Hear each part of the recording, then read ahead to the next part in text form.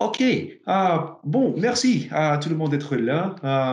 Bienvenue à cette séance de Grich. Notre séance aujourd'hui, je n'ai pas beaucoup à dire, donc j'aimerais juste l'introduire très brièvement, mais bon, euh,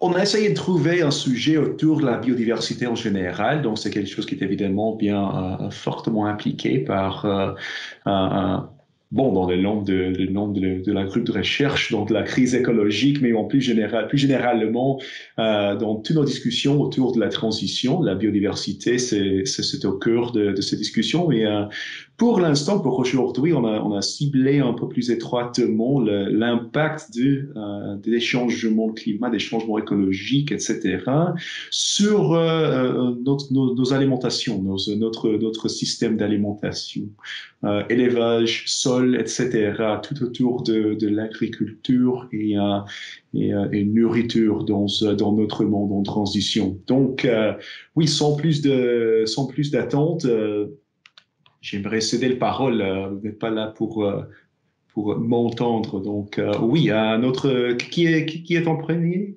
Euh, Normalement, C'est c'est le Nicolas. professeur Verreken, oui. Oui, OK.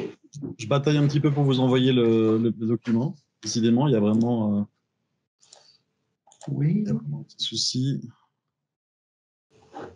Peut-être que Patrick peut commencer, sinon. Très bien, si c'est possible pour vous, Monsieur Meffroy. Oui, pas de souci.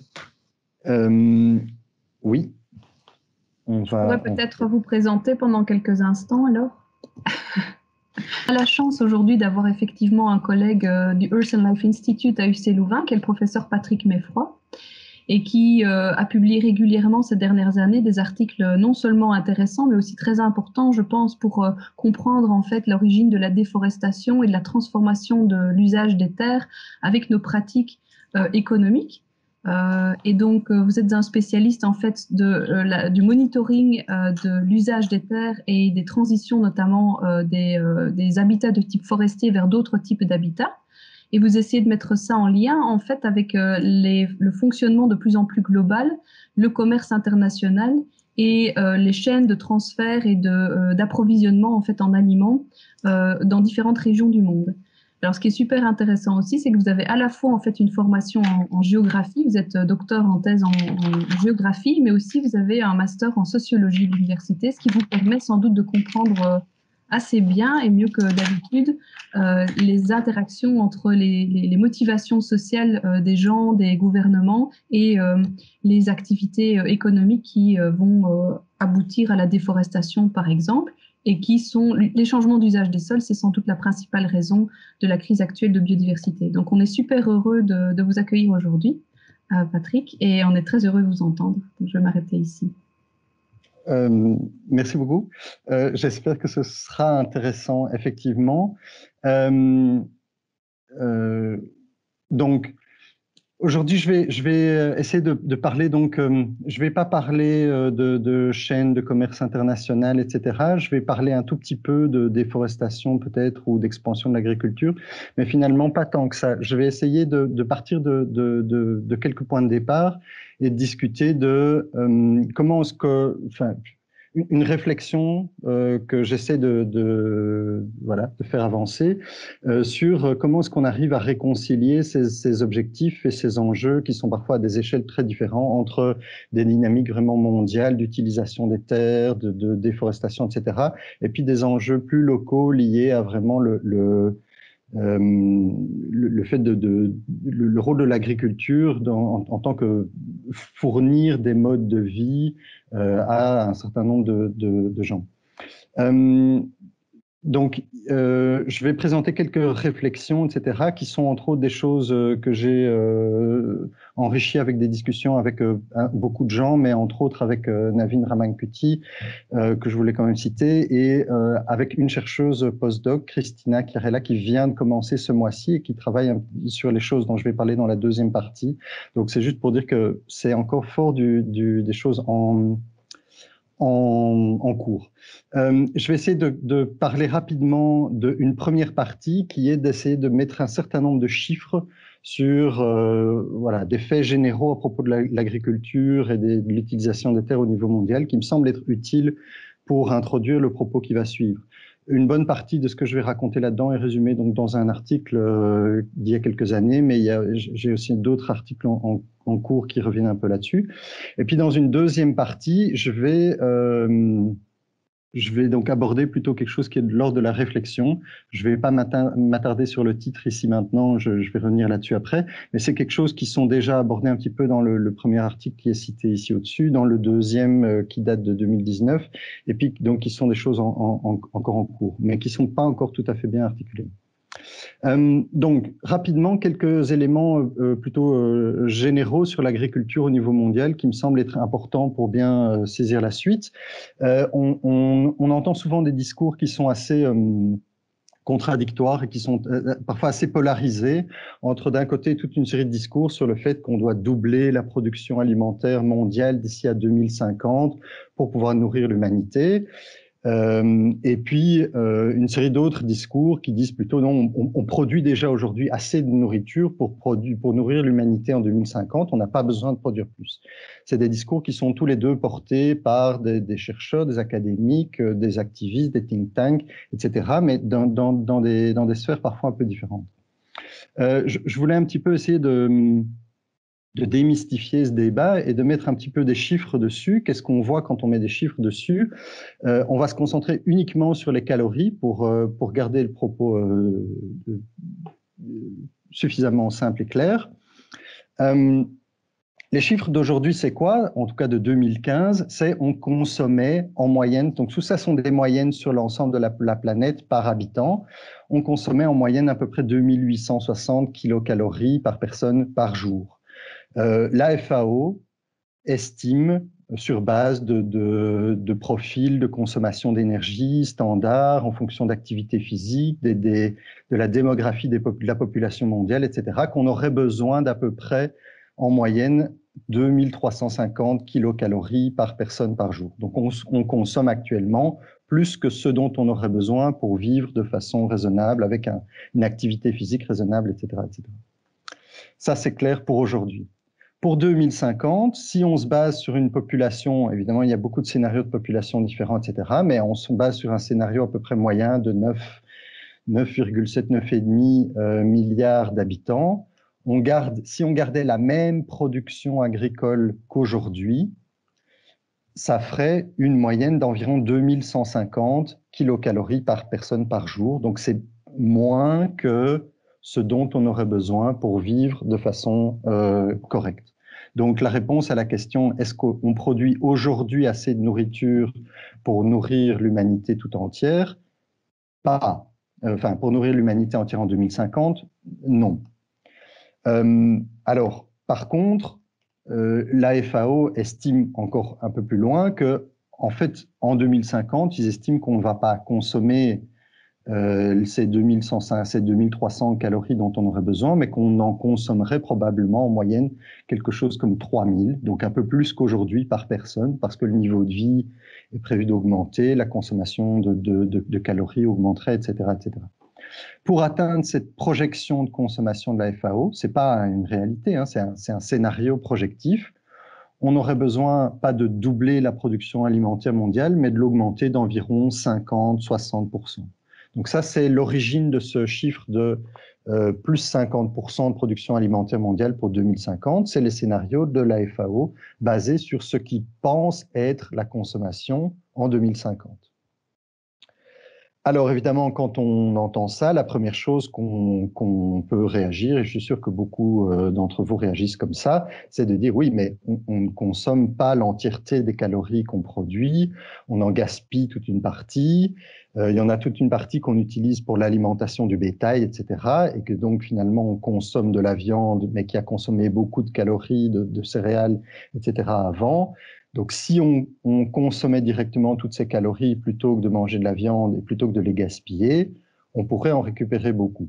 On pourrait effectivement en récupérer beaucoup. On pourrait en avoir à peu près plus 70% de ce qu'on a aujourd'hui. Donc, ça veut dire quoi? Si l'entièreté de la planète devient végétarienne en 2050 et qu'on ne gaspille plus rien, on n'a pas besoin d'augmenter la production agricole alimentaire mondiale. On produit aujourd'hui assez pour 2050. Mais donc ça, c'est un scénario assez extrême. le scénario inverse qui dit qu'on doit augmenter de 50% ou parfois de 100% la production alimentaire mondiale, quelque part fait l'hypothèse qu'on ne va pas changer les régimes alimentaires d'une façon qui est moins consommatrice de ressources. Donc, en résumé encore, si on regarde ce que ça donne en termes de surface agricole, si on veut atteindre ce scénario de la FAO, on a besoin de, selon les projections de rendement, etc., d'entre 70 ou 300 millions d'hectares de surface de culture en plus, ce qui est du même genre d'ordre de grandeur que l'expansion de l'agriculture qui a eu lieu depuis les années 60. Donc, avec tous les impacts environnementaux qui ont été associés. Donc, ça paraît pas réaliste d'atteindre cette augmentation de surface agricole. On n'a plus la place sur la planète pour faire cette augmentation de surface agricole. Comment est-ce qu'on peut naviguer pour changer la consommation, par exemple, de viande? On a beaucoup de choses pilotes qui existent. Il y a des tendances dans certains pays à une diminution de la consommation de viande, par exemple, ou de changement de régime alimentaire, etc. Mais le faire à une échelle très large, on n'a pas encore actuellement d'outils très clairs qui vont garantir qu'on peut faire ça. Il y a un certain nombre d'études d'économistes, par exemple, qui explorent un outil des économistes favoris, la taxe, enfin détesté mais favori, mais qui montre que même avec des taxes, par exemple, sur les émissions de gaz à effet de serre générées par la production de viande, même avec des taxes qui ont des montants très élevés, on aurait finalement une réduction de la consommation de viande de l'ordre de quelques pourcents, qui n'aurait pas un impact très significatif. Je vais passer sur ce slide-là très rapidement, mais qui est juste un slide qui est dans un rapport qu'on a fait pour un rapport du GIEC, et pour montrer qu'on utilise déjà actuellement 3/4 de la surface de la planète, donc 1/4 à peu près qui sont des surfaces qu'on a converties, des écosystèmes naturels, par exemple une forêt qu'on a convertie en agriculture, donc ça c'est à peu près 1/4, à peu près la moitié qui sont gérées mais pas converties, donc des forêts dont on exploite du bois, des prairies naturelles qu'on utilise pour des pâturages, etc. Et il reste à peu près un petit quart de la planète, dont la moitié de ce quart restant sont des déserts totalement sans végétation. Il reste qu'une toute petite partie déjà qui n'est pas utilisée, impactée véritablement directement par les activités humaines. Donc, atteindre ce plus 70, plus 300 millions d'hectares d'agriculture qui sont proposés, ce n'est pas véritablement réaliste. Donc, ça, c'est le résumé de ma première partie. Juste pour, j'étais assez vite, mais c'est vraiment pour remettre un cadre général.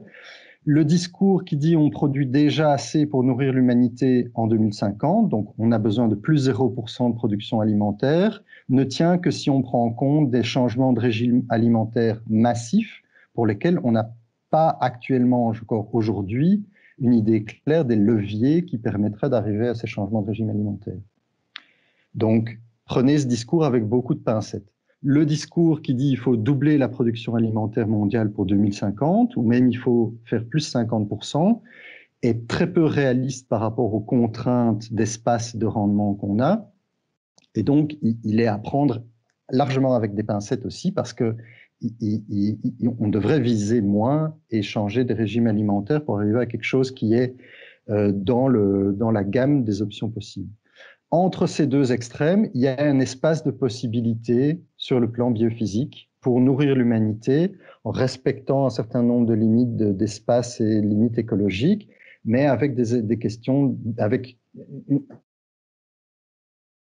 un alimentaire et une production agricole plus efficiente. Donc, améliorer la productivité de l'agriculture. Ça, c'est mon résumé très, très, très rapide. Mais c'est pour m'amener à ma deuxième partie, dans lequel on va réfléchir à, finalement, quand on reprend ces enjeux que je viens de décrire et qu'on considère que l'agriculture, quelque part le point de départ de ma deuxième partie ici, c'est le fait que l'agriculture, c'est pas uniquement une façon de produire de la nourriture, c'est aussi, et pour énormément de gens, une façon de gagner un revenu et donc d'avoir un mode de vie. Et donc, quand on rajoute cet élément-là dans la balance, ça va complexifier encore un petit peu la réflexion. C'est-à-dire quoi? le point de départ, c'est de dire, souvent, quand on réfléchit à ces questions alimentaires, agricoles, d'utilisation des terres au niveau mondial, c'est de dire il faut augmenter la productivité de l'agriculture. Et c'est exactement ce que je viens de dire en conclusion de mon slide précédent, sur base du petit bilan peut-être un peu trop rapide que j'ai fait, mais on doit augmenter la productivité de l'agriculture. Et généralement, qu'est-ce qu'on vise? On vise d'augmenter la productivité des terres, donc les rendements agricoles. Ça, c'est un objectif qu'on fait pour arriver à faire ce qu'on appelle une idée de land sparing, c'est-à-dire une idée de produire la quantité de nourriture dont on a besoin, qui est quelque chose qui est plus que 0% en plus, en diminuant l'expansion de l'agriculture ou en l'arrêtant et en préservant des surfaces naturelles de forêts, de savanes, d'écosystèmes naturels, etc. Pour ça, on doit augmenter la productivité des terres. Et augmenter, généralement, on a comme objectif d'augmenter la productivité du travail. Ça, c'est quoi? C'est finalement, c'est la quantité de revenus qu'un agriculteur peut générer à partir de son travail et donc éventuellement produire un mode de vie qui lui permet de ne pas être pauvre. Quand on commence à réfléchir à ces deux variables, on tombe assez vite sur un vieil enjeu qui est l'idée de relation inverse entre la productivité et la taille des fermes. C'est une idée avec beaucoup de choses complexes derrière. Je vais essayer de présenter l'idée générale, mais je ne cache pas les nuances, les complexités qu'il y a derrière. L'idée, c'est quoi au départ? On va appeler ça d'abord une hypothèse. C'est une hypothèse de dire, finalement, la taille des fermes a une relation avec ces deux variables que je viens de décrire, la productivité des terres et la productivité du travail. Et la productivité des terres a, en général, on fait l'hypothèse, une relation inverse avec la taille des fermes. C'est-à-dire les petites fermes ont une productivité de la terre assez importante. Quand un agriculteur a une petite parcelle, des petites parcelles, il les utilise vraiment de façon rigoureuse, intensive, il donne beaucoup de travail dedans, il fait bien attention à ce que chacun des espaces soit bien utilisé au maximum, etc. Et il a des rendements importants. Quand on a des fermes plus grandes, on a moins d'efforts qui est mis sur le fait d'arriver à avoir cette efficacité de rendement sur chacune des surfaces, etc. On a une productivité des terres moins grande. La productivité du travail varie de façon inverse, c'est-à-dire dans les petites fermes, les toutes petites fermes, généralement sont des fermes dans lesquelles les agriculteurs font beaucoup de travail manuel, ils travaillent à la main, ça leur demande beaucoup de travail, beaucoup d'efforts pour arriver à avoir un certain rendement. Dans des plus grandes fermes qui sont mécanisées, un seul travailleur, un seul ouvrier peut travailler des surfaces agricoles très importantes, donc finalement générer une quantité de production plus importante par personne qui travaille. Ça, c'est la courbe bleue. J'appelle ça une hypothèse parce qu'au départ, c'est une hypothèse, etc. Mais c'est quelque chose qu'on retrouve quand même dans les données. Donc ici, c'est une analyse qui a été faite avec une base de données de la FAO qui couvre des données sur des ménages agricoles à travers un grand nombre de pays en développement ou émergents. Et on retrouve ces mêmes caractéristiques plus ou moins. Donc, à gauche, c'est la productivité de la terre. Et on voit qu'elle diminue avec la taille des fermes. À droite, c'est la productivité du travail et elle augmente avec la taille des fermes. C'est des relations très, très générales ici. Dans la réalité, on sait qu'il y a énormément de complexité, il y a énormément de variations dans le temps, dans l'espace, il y a des choses qui sont parfois un peu non linéaires dans certains endroits, etc., etc. Donc, je ne veux pas que vous gardiez l'idée que ça, c'est une vérité universelle, mais c'est une tendance qu'on arrive à retrouver dans les données et qui vient complexifier notre relation. Mais ce qui me semble encore plus important, c'est l'idée que derrière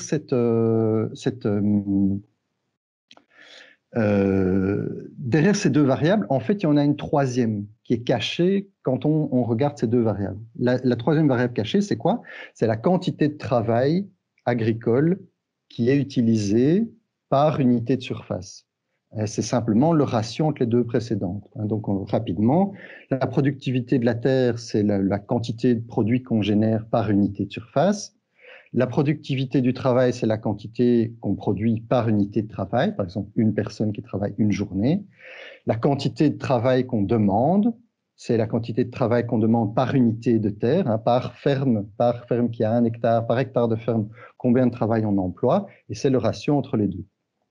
Donc, ça veut dire quoi? Ça veut dire que quand on se fixe des objectifs pour maximiser la productivité des terres et la productivité du travail, en fait, implicitement, on considère que la demande en travail par unité de surface, c'est une variable d'ajustement. C'est quelque chose dont le résultat va être affecté par les objectifs qu'on a sur les deux autres, mais qui finalement ne nous intéressent pas, puisqu'on ne la regarde pas directement et on la cache.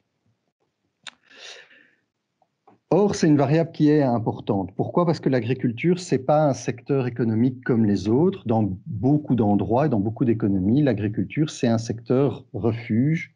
Donc, les personnes qui n'ont pas la possibilité, la capacité, les compétences, les opportunités pour travailler dans un autre secteur que l'agriculture, en général, de toute façon, ont toujours ou espèrent toujours avoir l'agriculture comme un secteur d'activité dans lequel ils vont pouvoir s'en sortir.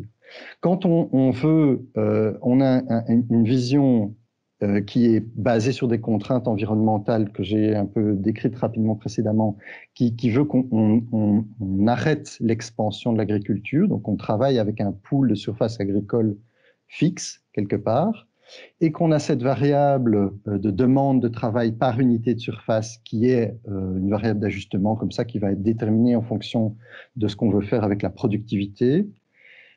Finalement, on contraint la quantité d'emplois qu'on a dans l'agriculture. Dans certains contextes, c'est pas grave parce que s'il n'y a pas assez de travail dans l'agriculture, les gens vont trouver du travail dans d'autres secteurs, industriels, services, etc. Dans certains contextes, particulièrement dans certaines régions, en Afrique, dans beaucoup de zones rurales, etc., il y a très peu de capacité d'aller travailler dans d'autres secteurs industriels, services, etc.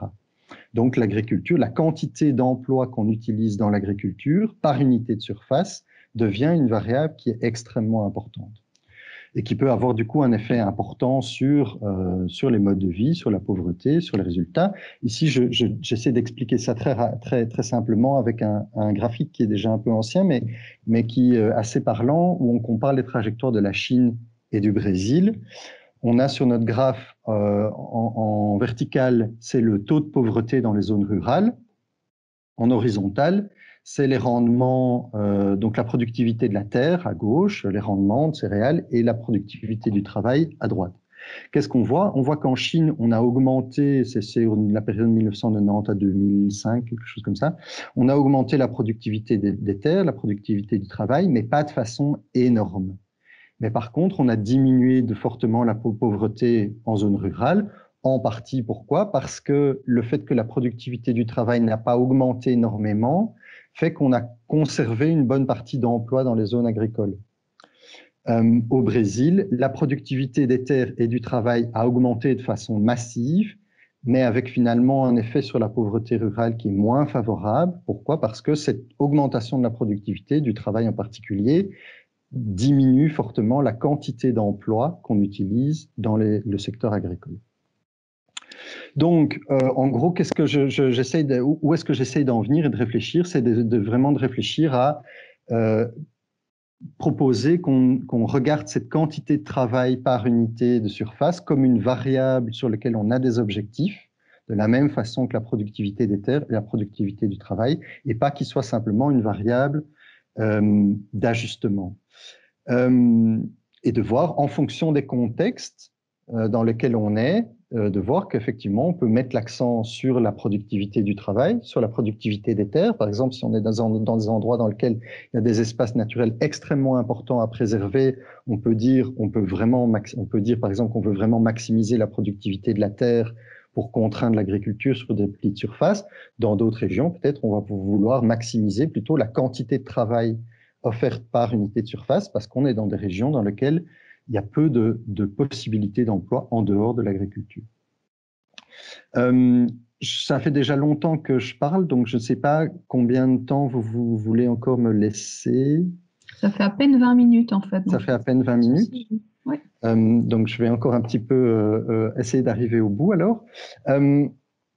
En espérant que je ne vais pas trop vite. Mais donc, je reprends mon graphe de tout à l'heure. Donc, ça, c'est le graphe comme on l'a vu tout à l'heure, avec la productivité de la terre, la productivité du travail, et de dire, à partir du moment où on veut trouver l'équilibre entre ces deux variables-là et la variable de quantité d'emploi par surface agricole, on peut se poser la question quelque part de ce gradient entre les deux, entre les très petites fermes et les fermes plus moyennes, et de voir qu'on a quelque part au milieu, on a cet espace des fermes de taille plus ou moins moyenne, qui peuvent éventuellement proposer un compromis relativement intéressant dans certains contextes entre ces trois variables. Je vais essayer de réexpliquer ça en reprenant les mêmes variables qu'on avait juste avant, mais en mettant cette fois-ci dans un espace à deux dimensions. Hein, donc on a l'axe X avec la productivité des terres, l'axe Y avec la productivité du travail. Et qu'est-ce qu'on a? On a nos diagonales, hein, qui sont ici en pointillés, c'est des isolignes sur lesquelles on a une demande de travail par hectare, puisque c'est le ratio entre les deux variables précédentes. Donc on a notre ferme à petite échelle qui ont une productivité de la terre plus importante, productivité du travail moins importante, les fermes à grande échelle qui sont à l'autre bout. Et quelque part entre les deux, on a nos fermes moyennes. Je prends ce graphique-ci et je vais faire ce que j'ai envie justement donc de proposer, qui est à la place d'avoir cette quantité de travail par surface qui est cachée dans nos diagonales, je tourne les axes et je mets cette variable-là comme un des axes principaux dans mon graphique. C'est quelque part le même espace, mais il y a une rotation mentale à faire. On a la productivité de la terre toujours en horizontal, mais en vertical maintenant, on a la quantité de travail par hectare. Et nos lignes en pointillés, c'est la productivité du travail. Et donc, à partir de là, on peut réfléchir, enfin, voilà, c'est l'objectif de ma réflexion, c'est d'aider à réfléchir à comment est-ce qu'on navigue dans cet espace en partant de l'idée que les très petites fermes qu'on a dans toute une série de contextes agricoles dans les pays en développement ont une productivité du travail qui, en réalité, permet pas ou très difficilement aux agriculteurs de sortir de la pauvreté. On ne veut pas aller nécessairement vers un modèle avec des fermes très très grandes qui n'emploient que très peu de personnes par hectare. Et donc, on peut essayer, en fonction des contextes, de se fixer des objectifs pour naviguer quelque part dans cet espace en fonction des objectifs qu'on veut se fixer. Tout ça, c'est théorique jusqu'ici, mais je vais montrer qu'on peut mettre ça de façon un peu concrète et mettre un peu des données là-dessus. Ici, on a une étude, un petit tableau qui compare des producteurs de soja au Mozambique. Donc, c'est de l'agriculture où on a différents modèles et ces trois types de fermiers produisent du soja. Il y a des fermiers à très petite échelle qui ont parfois 1 hectare, un demi-hectare même de soja. Des fermiers moyens, qui sont parfois des petits fermiers qui ont grandi un peu au fil du temps, ou qui sont parfois des employés dans un, je sais pas, de bureau dans une ville, qui ont un petit peu d'économie et qui achètent 10, 20 hectares, 30 hectares de fermes. Et puis, il y a des fermes commerciales à très, très grande échelle. Et quelque part, on voit quoi? On voit que les relations ici se retrouvent un peu du même ordre de ce qu'on a précédemment, c'est-à-dire que finalement, on a des fermiers à petite échelle qui fournissent beaucoup d'emplois, mais qui ont une productivité relativement faible de ces emplois. On a des opérations commerciales qui n'atteignent pas des rendements très élevés par surface et qui produisent très peu d'emplois. Et puis, on a entre les deux nos fermiers moyens qui ont une productivité du travail relativement importante. Ils ont un petit peu de mécanisation, ils ont des moyens d'acheter des engrais, etc. Mais ils gardent une densité d'emploi relativement importante aussi parce qu'ils font quand même beaucoup de travail à la main, etc. Donc, ils pourraient représenter, par exemple, un compromis un peu intéressant dans certains contextes. On explore ça avec les mêmes données dont j'ai parlé précédemment, la base de données de la FAO qui passe à travers toute une série de pays en développement. Et donc ça, c'est un graphe dans lequel j'essaie de reprendre le graphe conceptuel que j'avais un petit peu auparavant, mais de mettre des données là-dessus. C'est encore pas très esthétique comme graphe. Mais l'idée, c'est qu'on retrouve finalement les relations aussi généralement que j'ai présentées précédemment. Donc on a quelque part entre les petites fermes et les grandes fermes et les fermes moyennes, on a effectivement un gradient de productivité du travail, un gradient de productivité des terres, mais du coup aussi un gradient de demande de travail. Et donc on a nos fermes de taille parfois un peu plus moyenne qui quelque part présentent un peu un équilibre avec une productivité des terres plus importante que les très grandes fermes, une productivité du travail plus importante que les toutes petites fermes et une densité d'emploi qui reste raisonnable entre les deux. On peut décliner ça à travers différents pays et voir que les contextes sont très différents et donc la question se pose de façon fort différente dans les différents contextes. Ça, c'était ce que je voulais juste dire sur l'agriculture en général. Maintenant, je voudrais juste rapidement essayer de relier ça à un thème qui, je pense, intéresse aussi un certain nombre d'entre vous, qui est la question de toute une série d'agricultures alternatives et comment est-ce que ces agricultures alternatives se placent dans le schéma que je viens de décrire. La réalité, c'est que je n'ai pas la réponse à cette question. Hein. J'aimerais bien l'avoir et j'essaie d'y travailler, mais pour l'instant, je ne l'ai pas. Mais donc, d'abord, très clairement, il y a une très grande diversité. Là, je regroupe sous un terme générique des choses qui couvrent de l'agroécologie, de l'agriculture biologique, etc., etc. Qu'est-ce que, à travers toute cette diversité, qu'est-ce que je pense qu'on peut résumer? C'est d'abord qu'on a très peu de données. J'ai cherché, pour l'instant, je trouve très peu de données quantitatives sur la productivité du travail et la demande en travail ou l'intensité de travail dans ce type d'agriculture. Deuxième chose, on a souvent des discours, il y a donc peu d'évidence empirique, mais il y a souvent des discours qui me semblent parfois être plus basé sur des choses idéologiques que sur les données. Je reviendrai dessus dans le slide prochain. Et troisième chose, malgré toute la diversité et les inconnus, dans un certain nombre d'études, surtout qualitatives, des études de cas, etc., en tout cas dans les pays à haut revenu, on semble voir que beaucoup de ces formes d'agriculture fonctionnent avec une grande quantité de travail gratuit. Travail familial, des volontaires, des woofers qui voyagent à travers le monde, la participation de l'agriculteur avec les consommateurs qui produisent aussi dans des circuits courts, etc., etc. Donc, il y a une question pour moi qui reste, qui est la mesure dans laquelle ce type de système a atteint une certaine productivité du travail sans devoir nécessairement dépendre de travail gratuit. Mais donc, comment est-ce que ce type d'agriculture se place dans mon schéma précédent? Donc, je n'en sais rien, hein, mais il y a toute une série d'hypothèses et de discours, comme je l'ai dit. Rapidement, c'est mon dernier slide. Hein. Rapidement, on a toute une série de discours. Je commence par le B, c'est l'option B sur le graphique ici, qui sont surtout des discours que j'ai trouvés dans des choses plus anciennes, par exemple sur l'agroécologie, des textes plus de points de départ sur l'agroécologie, qui disaient l'agroécologie demande beaucoup de travail. Ça demande beaucoup de travail et donc c'est bien. Parce que ça fournit beaucoup d'emplois dans les zones rurales, beaucoup de travail sur 1 ou 2 ou 3 hectares d'agriculture de ce type-là. Beaucoup de gens vont devoir travailler, etc., etc. Ça fournit beaucoup d'emplois dans les zones rurales. Donc, on est plutôt dans la partie B. Si on a une demande de travail qui est importante, forcément, ça a un effet quand même plutôt négatif sur la productivité du travail, donc le revenu de chaque unité de travail. Ça, c'est un discours. Un autre discours, c'est le discours A, que je pense, je vois plus souvent dans des choses peut-être plus récentes sur l'agroécologie, et peut-être que le discours s'est aussi adapté à des contextes de pays à haut revenu dans lesquels il y a peu de main-d'œuvre agricole.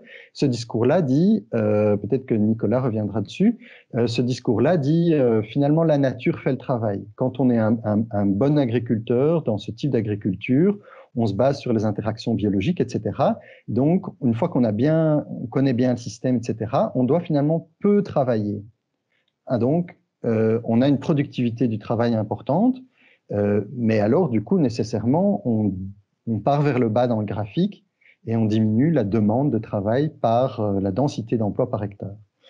On a le discours C, qui n'est pas un discours qui est porté par les gens qui font de l'agroécologie, par exemple, mais qui est un discours qui est porté à propos de l'agroécologie, qui dit plutôt si on a une agriculture qui est plus respectueuse de l'environnement, ça va nécessairement diminuer la productivité de la terre, donc les rendements. Et donc, on se déplace sur la gauche dans le graphique, ça c'est le C.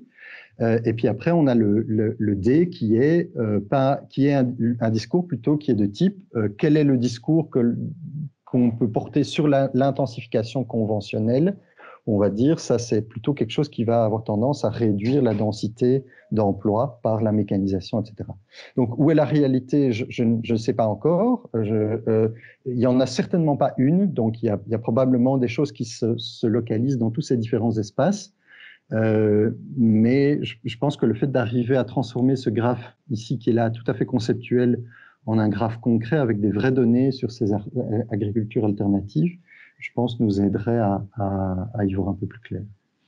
Mais voilà, donc mon objectif, c'était surtout de dire à un certain moment, si on prend en compte le fait que l'agriculture n'est pas là uniquement pour produire de la nourriture, mais aussi pour produire des modes de vie, produire du revenu, quelque part, on doit remettre ce troisième variable, qui est l'intensité de la demande de travail, au même niveau que les facteurs de productivité, les variables de productivité. Et donc, à partir de là, maximiser la productivité de l'agriculture ne peut pas être toujours le seul objectif ou le but à atteindre. Voilà, j'espère que c'était suffisamment clair et bien sûr, on peut en discuter par la suite. Merci beaucoup. Ah, il y a une question. Oui, les participants, désolé, bonjour. je crois que c'est... Oui, allez-y. Ouais. Charlotte, bon, c'est Charlotte, bon, oui. Merci Patrick, ça fait plaisir de te revoir. Je dois vous dire quand même que Patrick, il faisait partie en fait de l'équipe qui est devenue après le GRIS, mais avant même que ça s'appelle le GRIS, il y a quelques années, on se retrouvait là avec Patrick et puis à l'initiative de Hervé, Louis Possos et quelques autres. On se retrouvait là dans le haut de la ville et donc ça fait longtemps qu'il est dans cette démarche de réflexion interdisciplinaire. Et puis merci pour ton exposé assez vraiment clarifiant. Moi, bon, j'imagine que tu t'en doutes un peu. Enfin, je crois que tu dois avoir l'habitude de t'adresser à des gens pour qui l'augmentation de la productivité de la terre est un peu l'évidence non discutée. Et donc, je trouve intéressant, évidemment, que tu amènes cette question du travail et donc les enjeux sociaux, en fait, qui sont associés au travail de la terre. Et j'imagine que dans ta démarche, tu as l'idée d'élargir un peu ce cadre un peu monomaniaque de productivité. Donc ça, je trouve que c'est vraiment intéressant. Mais je me demande si évidemment, il ne faudrait pas quand même encore un peu plus élargir ce cadre, quoi. Et notamment, il me semble qu'il y a un paramètre qui n'est pas présent, ou alors je n'ai pas bien compris, mais l'impact environnemental qualitatif entre différents modèles agricoles me semble devoir quand même faire partie des paramètres, quoi. Et donc, je vois que tu vas situer les alternatives, agroécologie, permaculture, etc. dans le graphique. J'imagine que c'est un peu dans cette optique-là, mais d'avoir des chiffres sur l'impact. Et on sait quand même que l'agriculture, c'est un des facteurs importants dans, pas seulement au niveau de l'utilisation des terres, mais aussi au niveau de la pollution et au niveau de la biodiversité. Donc, il y avait ce point-là, quoi. Je voulais que tu réagisses par rapport à ça. Et je trouvais aussi que les questions que tu as soulevées au début étaient un peu vite évacuées aussi, quoi. Est-ce que le gros enjeu, c'est pas justement de miser tout sur une transformation des comportements, une diminution du gaspillage, une transition vers un mode de vie végétarien pourquoi est-ce qu'a priori on considère qu'on ne peut pas miser sur ce scénario? En fait, voilà, ça c'est une question parce que je me dis bon, c'est quand même le bon sens. D'autant qu'il y a quand même aussi, on le sait bien, dans l'agriculture, des gros problèmes aussi de répartition. Donc, commencer par faire en sorte que des pays qui souffrent de famine n'exportent pas des matières premières pour nourrir du bétail ou les pays du Nord, ça me semblerait quand même déjà être le point de départ avant même de commencer à savoir comment on peut maximiser dans certains cas l'utilisation des terres pour avoir un surplus, quoi. Enfin bon, voilà, je ne vais pas refaire une conférence après toi, mais si tu peux réagir à ces différents points. Je vais essayer de réagir de façon pas trop longue, hein, mais sur le premier point, donc très clairement ici, je propose un cadre qui est hyper simplifié, où quelque part, en gros, l'impact environnemental est réduit à la question de la surface, puisque finalement, dans mes petits graphiques, ce que je considère étant l'objectif environnemental, là, il est considéré comme la productivité de la terre, quoi, en disant si on produit plus de rendement, on peut préserver des terres pour de l'habitat naturel. Donc ça, c'est dans un cadre hyper simplifié parce que j'essaye voilà, je le fais comme ça, juste pour essayer de faire ressortir, en fait, mon objectif, c'est vraiment de faire ressortir cette troisième variable qui est cachée dans les deux autres. Après, quelque part, la deuxième la deuxième couche d'aspects environnementaux dans ma réflexion, c'est le moment effectivement où on amène ces agricultures alternatives de façon très très en masse pour l'instant, mais avec l'idée que sur le plan qualitatif, sur le plan de ce qui se passe dans l'hectare de ferme en elle-même, etc., mais aussi dans la filière d'input, d'output, etc.,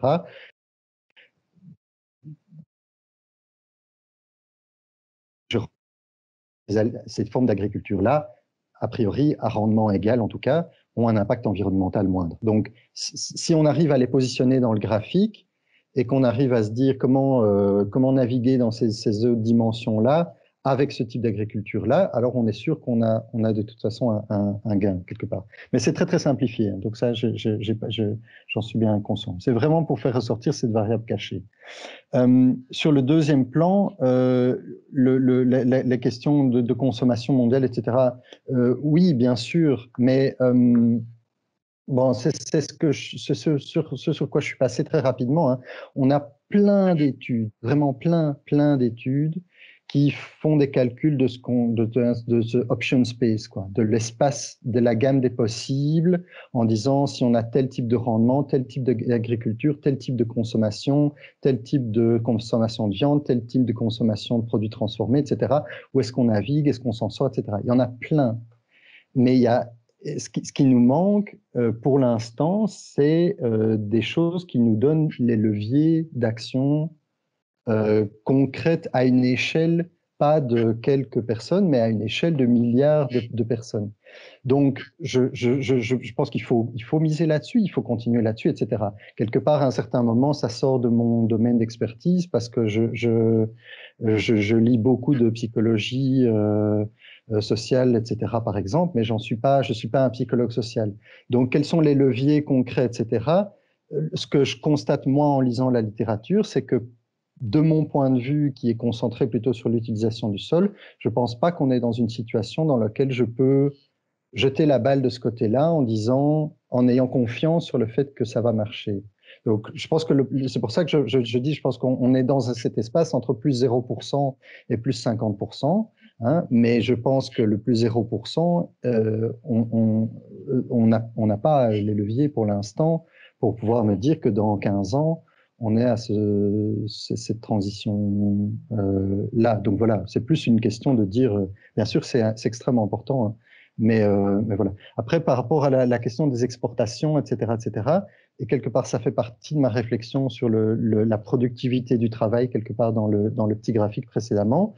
Pour une série d'agriculteurs, il vaut mieux qu'ils produisent des haricots pour des agriculteurs du Mozambique, il vaut probablement mieux, enfin en tout cas ceux qui s'en sortent mieux, sont ceux qui produisent des haricots pour envoyer dans les supermarchés en Europe. Ils gagnent mieux leur vie que ceux qui essaient de produire de la nourriture pour eux-mêmes. Donc voilà, parfois on peut sortir des gens de la pauvreté en leur faisant produire des choses avec lesquelles qu'on va jeter à la poubelle après. Au final, si en tant que consommateur, on les achète et on les jette à la poubelle, et que ça a permis à ces gens-là d'avoir un revenu, il y a quand même un revenu qui est généré.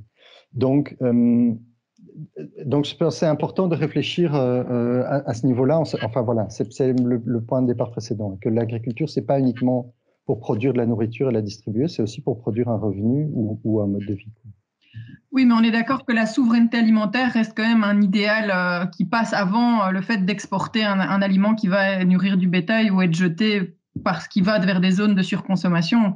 Oui, en principe, oui. Mais pour moi, le fait d'avoir un revenu adéquat et d'avoir une forme de sécurité alimentaire et de sortir de la pauvreté peut parfois passer avant des objectifs de souveraineté alimentaire, au sens purement de commerce international, quoi. Ok, merci Patrick. Alors, j'ai l'honneur de présenter le professeur Nicolas Verret qui nous rejoint du groupe d'agroécologie à l'ULB. Elle a travaillé sur beaucoup de ce sujet dans ce domaine-là, mais ce qui me frappe dans son page web, c'est ses engagements avec les abeilles sauvages en particulier de notre région. Donc, beaucoup de projets financés en cours autour de pollinisation, etc.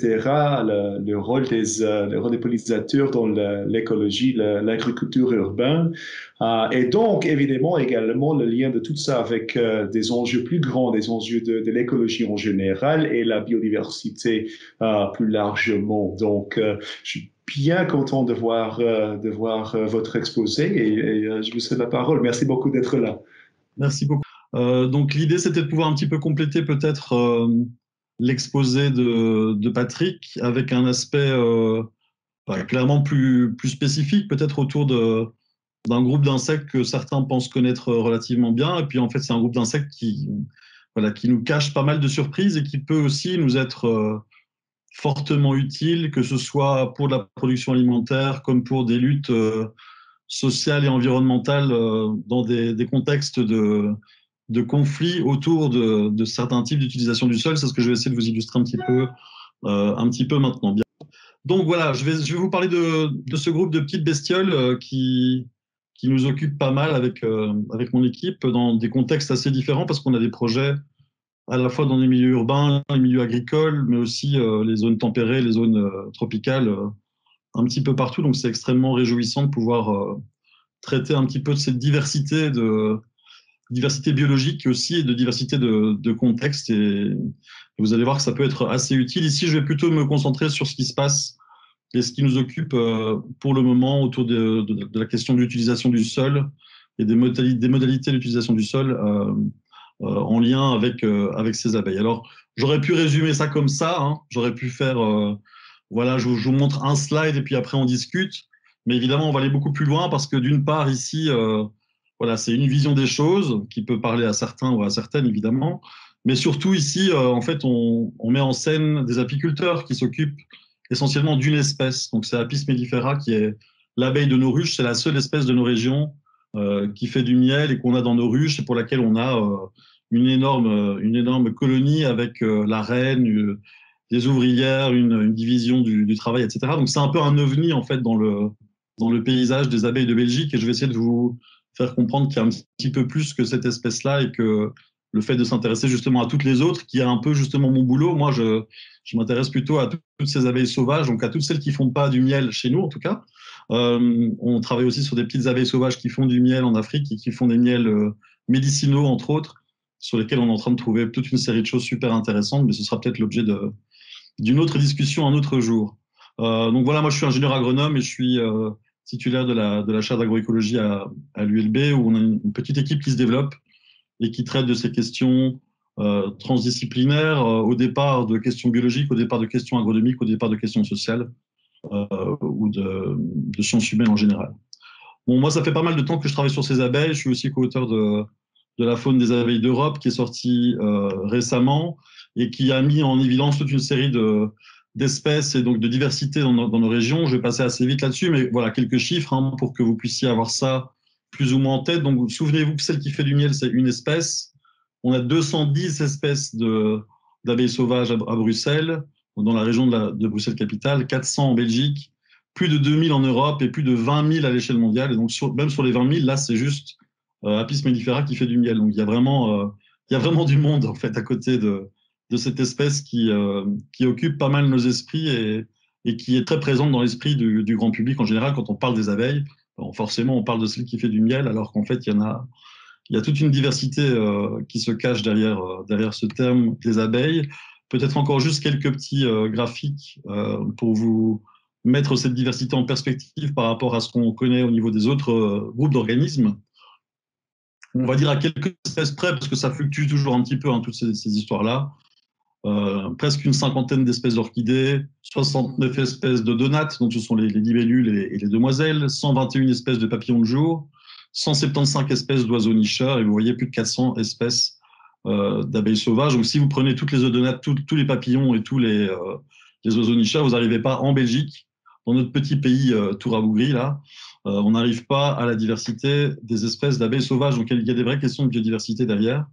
Et ces espèces sont parfois très spécialisées au niveau écologique, etc., ce qui en fait des espèces bio-indicatrices intéressantes.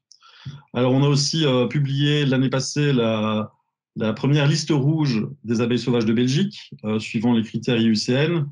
Et le constat, c'est qu'on a à peu près une espèce sur deux en Belgique qui est menacée d'extinction. Donc, on est à l'épicentre, si vous voulez, de toutes les plus mauvaises pratiques au niveau de l'utilisation du sol qui ont conduit toute une série d'espèces en fait à être largement menacées à l'échelle de notre territoire. Et ça fait écho à des résultats en fait qui ont été publiés en 2015. Là, cette fois-ci, c'est sur la liste rouge des espèces d'abeilles sauvages d'Europe, donc à l'échelle européenne, où là, on voit aussi que non seulement elles sont menacées, mais en plus on les connaît assez mal parce que plus de la moitié des espèces s'appelle data deficient, donc on n'a pas assez de données. C'est le DD en gris sur les petits camemberts là que vous voyez. On n'a pas assez de données pour se prononcer sur leur état de conservation. Donc on pense bien les connaître, en fait on les connaît pas, et celles qu'on connaît, quand on commence à les étudier, c'est la cata, en gros. Hein. Bon, je dis ça, mais toutes les espèces ne sont pas menacées. Il y en a aussi beaucoup qui sont stables et d'autres qui sont même en expansion. Donc je voudrais pas véhiculer ici une espèce de discours d'Armageddon, si vous voulez, en disant que tout va mal et que tout va s'effondrer. Je ne pense pas que tout va s'effondrer, personnellement. Alors, qu'est-ce qu'on apprend en fait de l'ensemble de ces études ou des résultats plus récents qu'on a pu obtenir? Bon, là, je vous ai déjà un petit peu pitché tout ça. On a d'une part cette abeille domestique, cette abeille d'élevage, hein, et puis les abeilles sauvages de l'autre côté. Donc, quand on dit que les abeilles vont mal, il faut bien faire la part des choses entre les différentes espèces, évidemment. Et il y a eu tout un discours comme ça pendant des années qui a été entretenu autour du fait que les abeilles domestiques étaient en train de décliner et qu'on aurait bientôt plus de miel par chez nous. Ce qui a poussé des célébrités comme Morgan Freeman à prendre notamment le taureau par les cornes et à essayer de convertir une grande partie de sa grande propriété en une espèce de sanctuaire pour les abeilles qui font du miel. Le grand public aussi est toujours très, très obnubilé par la production de miel, par cette espèce de relation un peu aigre-douce qu'on a avec Apis mellifera, qui pique d'un côté, donc on en a un peu peur, mais qui nous offre aussi du miel, donc ça nous intéresse. Et ça peut constituer une source de revenus complémentaire également, donc voilà, ça peut être intéressant. À côté de ça, les abeilles solitaires sont restées un petit peu dans l'ombre, on va dire. Et donc, toutes ces études nous montrent quoi? Que globalement, en se focalisant sur l'abeille d'élevage, l'abeille domestique, et en essayant de concentrer notre attention, si vous voulez, sur le sort de cette espèce, en fait, on s'inquiète des mauvaises espèces, quoi. Enfin, on ne s'inquiète pas des espèces qui le méritent, si vous voulez. Et donc, c'est ce que nous montrent un petit peu ces recherches, c'est que finalement, l'abeille domestique, l'abeille mellifère, celle qui fait du miel chez nous, elle n'est pas du tout en déclin et elle ne représente pas du tout les autres espèces du point de vue de ses traits comportementaux ou de sa sensibilité à toute une série de stress environnementaux. Voilà un petit graphique par exemple pour vous montrer dans quelle mesure est-ce que le nombre de ruches augmente en Europe. Alors le territoire européen s'est aussi élargi, mais globalement, les chiffres absolus vous montre qu'on n'a pas du tout affaire à une espèce qui est en train de décliner. Au contraire, il y a de plus en plus d'apiculteurs qui s'en occupent. Donc ça, c'est une première chose vraiment pour essayer de faire un peu la part des choses entre, si vous voulez, des questions de biodiversité, des questions d'élevage d'autre part. Utilisation du sol et perte de biodiversité. Eh bien, ce que nous dit la liste rouge des espèces d'abeilles sauvages d'Europe, c'est que globalement, la manière dont on utilise le sol et les différentes activités qui y sont associées sont évidemment principalement des facteurs qui poussent les espèces au déclin. Donc sans grande surprise, l'intensification agricole, les systèmes d'élevage plus intensifs, les pollutions, l'étalement urbain, etc. sont toute une série de facteurs qui poussent les espèces vers la voie de sortie et donc vers des phénomènes d'extinction. Et ces différents facteurs peuvent évidemment se combiner à certains endroits et donc entrer parfois en synergie, ce qui peut pousser toute une série d'espèces encore plus rapidement vers la porte de sortie. Donc l'utilisation du sol et ce qu'on en fait, évidemment, est absolument essentiel. Dans un sens comme dans l'autre, on peut effectivement essayer de renverser un petit peu cette tendance en essayant de réintégrer les besoins écologiques des espèces qu'on vise essentiellement. Alors voilà, ça je vous remets ici, c'est un article qui est sorti dans PNAS en début d'année, qui montre un petit peu ce caractère multifactoriel du déclin des insectes en général, et que effectivement il y a toute une série de ces aspects-là qui sont amenés principalement par la manière dont nous, en tant qu'espèce humaine dominante, on gère nos surfaces cultivées, habitées, etc., etc. Alors, vous avez sûrement entendu parler de ces études qui font état de l'Armageddon des insectes en disant que voilà, il y a eu 70% de la biomasse des insectes qui a disparu en quelques années. Je voudrais juste revenir un petit peu là-dessus. Jusque 75% de déclin de la biomasse des insectes. Bon, évidemment, si dans quelques sites qui ont été étudiés comme ça avec des pièges malaises dans un réseau de réserves naturelles dans le sud de l'Allemagne, on a parfois jusqu'à 75% de déclin.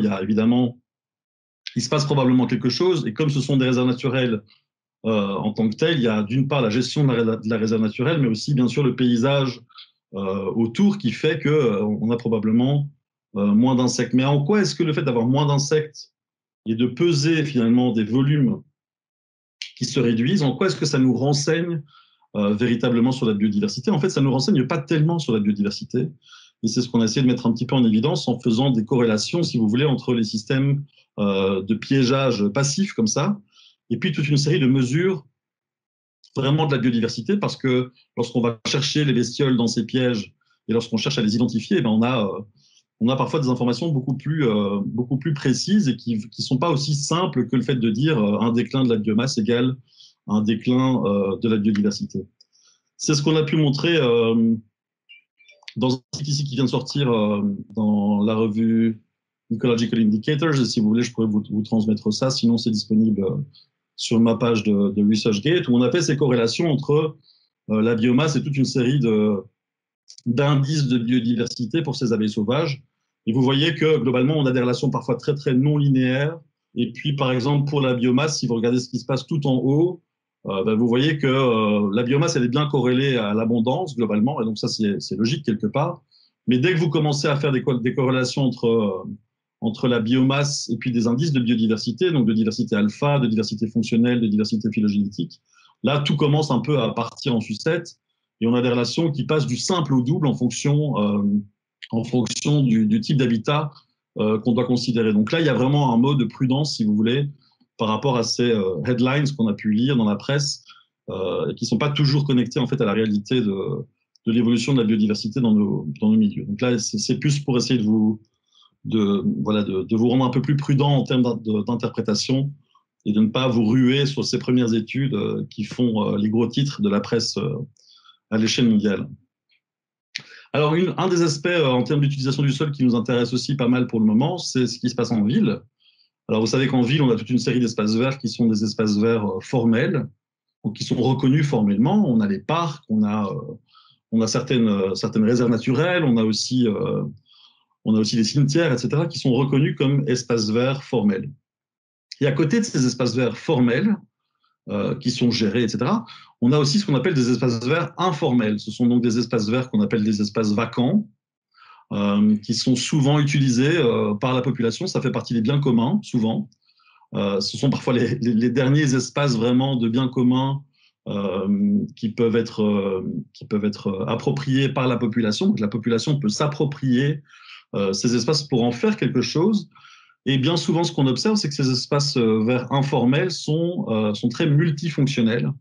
Et donc, on a toute une série de recherches, si vous voulez, qui visent à caractériser la multifonctionnalité de ces espaces verts informels, de manière à ce qu'ils puissent déjà être reconnus un petit peu mieux, peut-être, et de manière à ce que dans un contexte de lutte pour l'espace, en particulier en ville, on fasse les choix appropriés en termes de développement.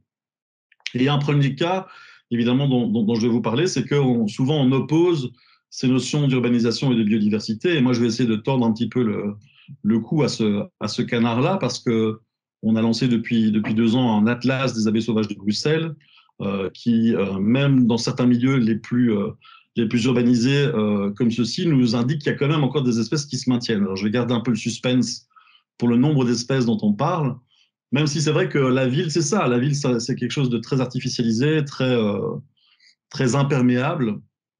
Et donc, c'est pas forcément le milieu qu'on a en tête lorsqu'on parle de la nature. On sait aussi que les conditions de vie en ville sont propices aussi voilà, à toute une série de problèmes de santé qui affectent à la fois les personnes âgées, mais aussi les jeunes, les femmes enceintes, etc. Donc, c'est pas forcément les milieux dans lesquels on imagine pouvoir s'épanouir à tous les niveaux, quoi. Et on sait qu'en particulier au niveau de la biodiversité et de la diversité floristique, bah, c'est pas toujours la folie parce qu'il y a de moins en moins de flore, il y a une banalisation de la flore aussi, donc on retrouve aussi de plus en plus d'espèces très communes et on n'a pas toujours cette diversité espérée comme ce qu'on peut retrouver dans des réserves naturelles ou des prairies d'intérêt biologique, par exemple. Ah, là, il y a eu un petit twist. Mon titre voulait dire, est-ce que les jardins communautaires sont les nouvelles réserves naturelles? Eh bien voilà, là on parle d'espaces verts informels, des potagers communautaires en ville, dans lesquels on a retrouvé autant de biodiversité que dans les réserves naturelles urbaines à Bruxelles. Et donc on a quelque part aussi une démonstration là que dans une série de réserves naturelles qui sont couplées à une série de potagers communautaires, eh bien on retrouve en fait une grande partie de la biodiversité des réserves naturelles dans ces potagers communautaires qui, pour la plupart, sont développés avec des pratiques agroécologiques. Donc c'est déjà aussi, dans un contexte urbain, une démonstration du fait qu'on peut combiner, si vous voulez, des aspects de sécurité alimentaire, ou en tout cas de production alimentaire, avec des cas de préservation de la biodiversité dans un contexte urbain qui, a priori, n'est pas hyper favorable à la biodiversité.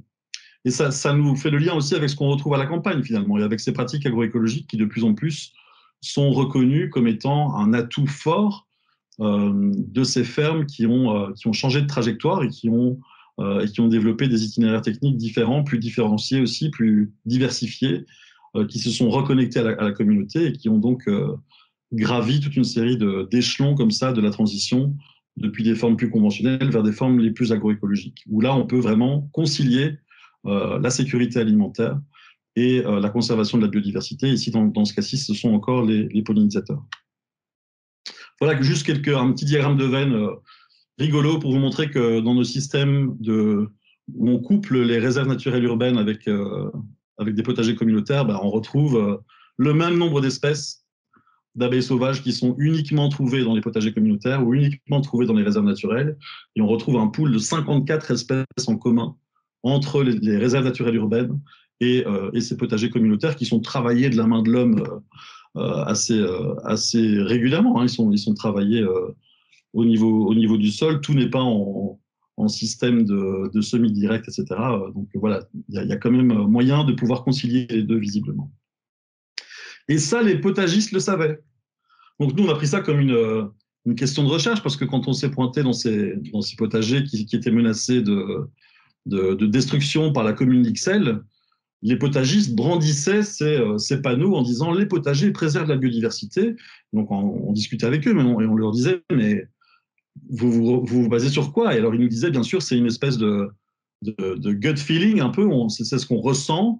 Il faudrait arriver à le documenter pour qu'on puisse avoir davantage d'arguments. » Et on a donc procédé à toute une série d'inventaires dans ces potagers urbains, et c'est entre autres justement la mise en évidence de ce potentiel de biodiversité dans ces milieux menacés en milieu urbain qui a permis d'argumenter contre le projet de la commune qui était de tout détruire et pour faire des bâtiments pour des logements sociaux, soi-disant, mais qui seraient loués au prix des quartiers, à savoir les prix des quartiers à Ixelles.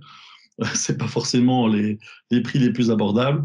Donc il y avait vraiment cette tension et on a apporté notre petite pierre à ce genre d'édifice, à ce genre de lutte citoyenne, en allant documenter tout ça, ce qui a permis de casser en fait au Conseil d'État le projet de la commune, parce que les mesures d'impact environnemental du projet de la commune n'avaient pas été assez documentées, et donc en particulier, ils n'avaient pas du tout pris en compte la manière de pouvoir gérer le fait qu'on allait supprimer des dizaines et des dizaines d'espèces de plantes et d'abeilles sauvages à l'échelle locale.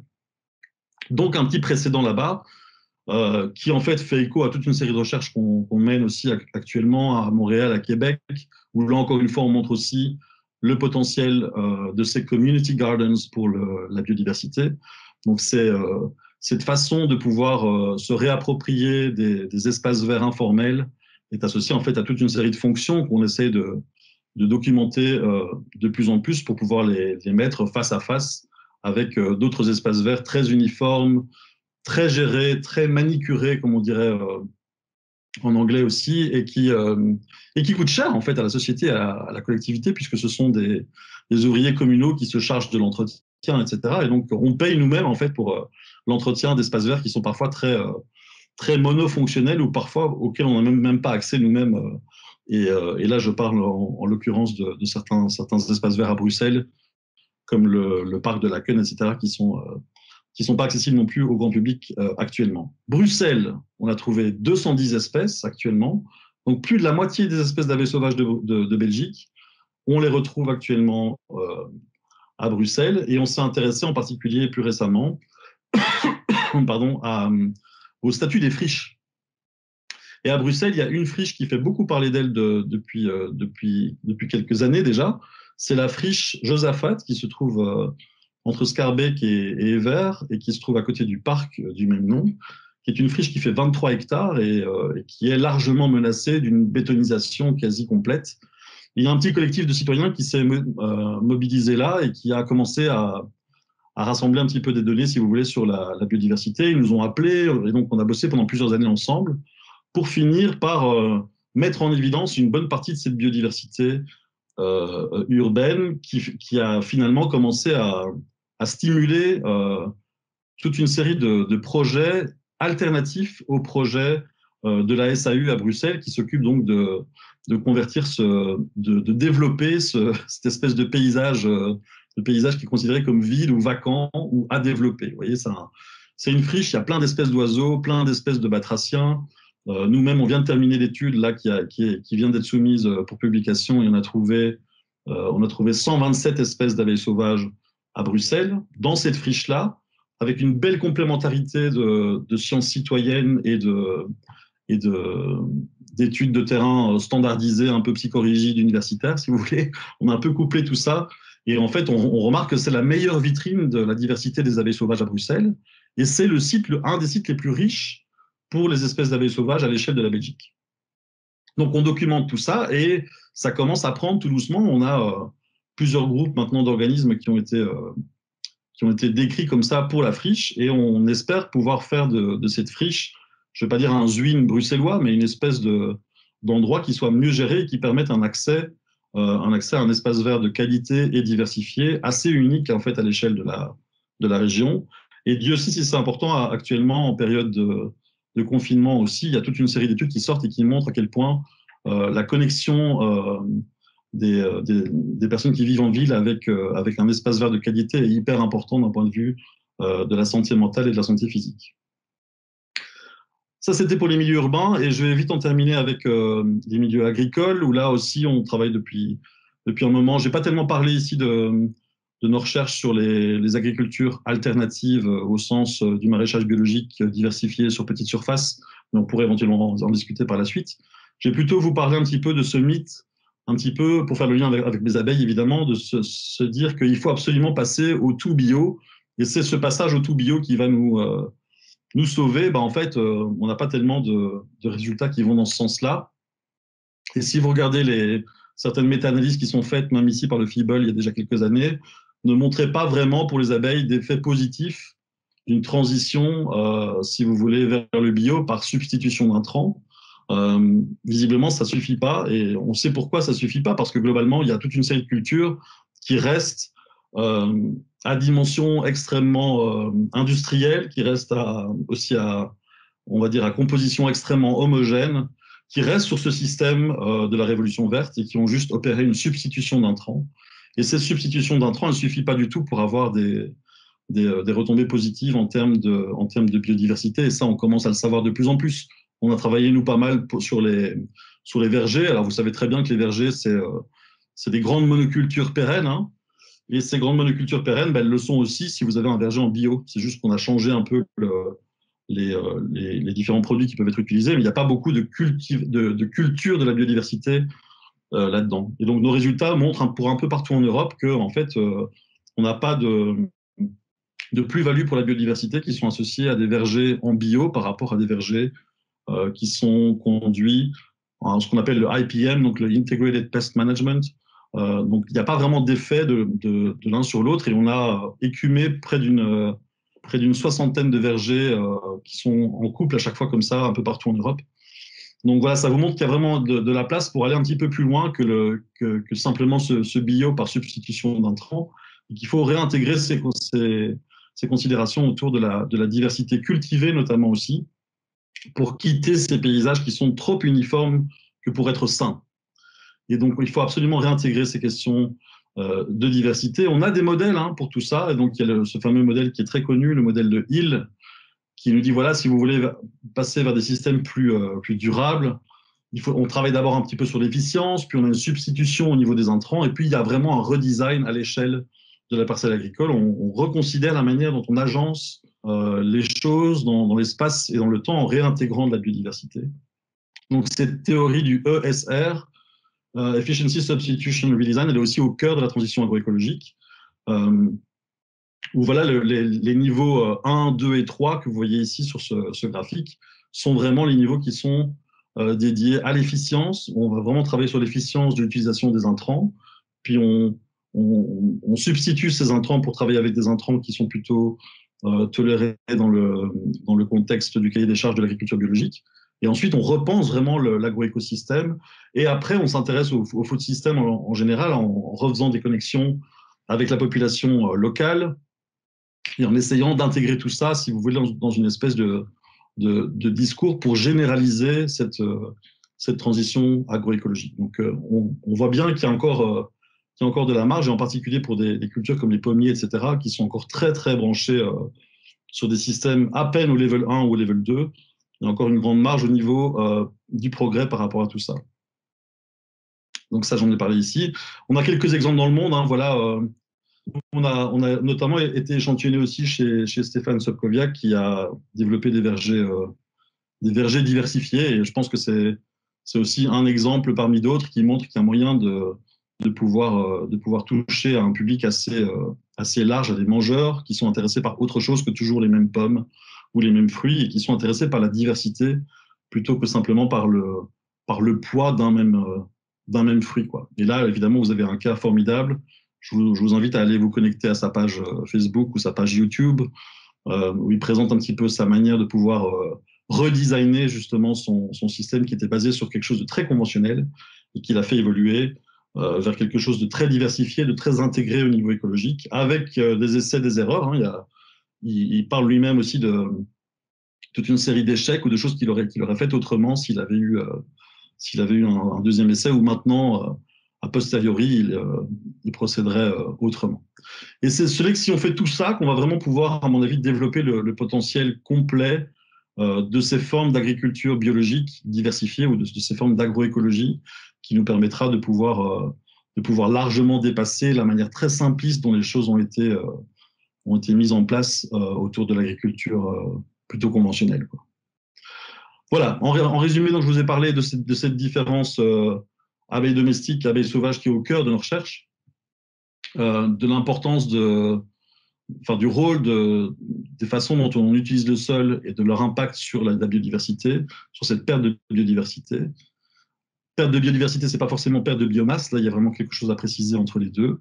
Et puis j'ai terminé par ces espaces verts qui sont des espaces verts urbains informels, leur lien avec la biodiversité, la friche entre autres, et puis des systèmes plus agroécologiques. J'imagine que maintenant vous serez tous plus ou moins d'accord avec moi pour comprendre que lorsqu'on veut aller installer des ruches un peu partout, c'est pas forcément comme ça qu'on va sauver les abeilles ou sauver la biodiversité. Et que donc si on veut vraiment faire quelque chose pour sauver ces insectes, il faut d'abord essayer de les connaître et de les comprendre. Et ça, c'est un mime sur Internet que des collègues aux États-Unis ont beaucoup diffusé, en disant faire l'élevage des abeilles domestiques pour sauver les pollinisateurs. C'est un petit peu comme faire l'élevage de poulets pour aider les oiseaux. Donc là, je pense qu'avec ce genre de phrase-là, on comprend bien qu'on a affaire à des choses tout à fait différentes. C'est pas pour taper ou pour flinguer les apiculteurs, loin de là. C'est simplement pour essayer de remettre un petit peu de bon sens dans des discussions qui sont parfois emballées ou qui sont portées par des gens qui sont passionnés et qui veulent absolument faire en sorte que leur organisme d'intérêt soit au centre de toutes les discussions, même si ça les amène à parfois surjouer un petit peu tout ça. Je remercie mes collègues, doctorants, postdocs, techniciens, avec qui on bosse comme des petits fous sur le terrain. Et je vous remercie aussi pour votre attention. Je vous remercie. Bon, merci, un tout grand merci à tous vous deux. Et bon, je crois qu'on a un bon 31 minutes pour des questions, des commentaires, des remarques, etc. Donc, est-ce que vous aimeriez ajouter quelque chose dans le chat ou lever la main? Oui, Nathalie. Merci beaucoup, merci Nicolas pour cet exposé. En fait, moi j'avais une question de clarification sur le dernier slide du point 3 avec biomasse versus biodiversité. Je dois t'avouer que moi je suis philosophe, donc c'était un peu trop vite. Je me demandais si tu pouvais réexpliquer un tout petit peu ce point-là. Oui. Je le réaffiche peut-être ou... Oui, ce serait bien parce que ça a été trop vite. J'ai pas saisi en fait l'enjeu de. L'enjeu essentiellement, c'est que il y a des recherches qui ont été faites dans le sud de l'Allemagne et qui ont fait état d'une espèce d'armageddon général des insectes en disant tout fout le camp, on est en train de perdre tous les insectes en Europe, c'est la cata. Et comment est-ce qu'on le sait? On a installé ces pièges là, ce qui sont des pièges malaises, des espèces de tentes qui captent tous les insectes volants. Et alors au sommet de la tente, bon ça c'est un peu plus technique, mais au sommet de la tente qui est asymétrique, donc du côté droit, on voit qu'il y a une espèce de peau là qui est fixée. En fait, les insectes vont avoir tendance à monter dans la tente dès lors qu'ils sont piégés par cette toile noire. Ils vont monter dans la partie supérieure du toit et là il va y avoir un trou qui va les faire tomber dans un flacon qui contient de l'alcool. Ce que ces chercheurs ont fait, c'est qu'ils ont répliqué ça sur toute une série de réserves naturelles dans le sud de l'Allemagne, pas toujours pour toutes les mêmes années, etc. Mais bref, ça c'est un détail méthodologique. Et ils ont pesé simplement la masse des insectes qu'ils avaient capturés.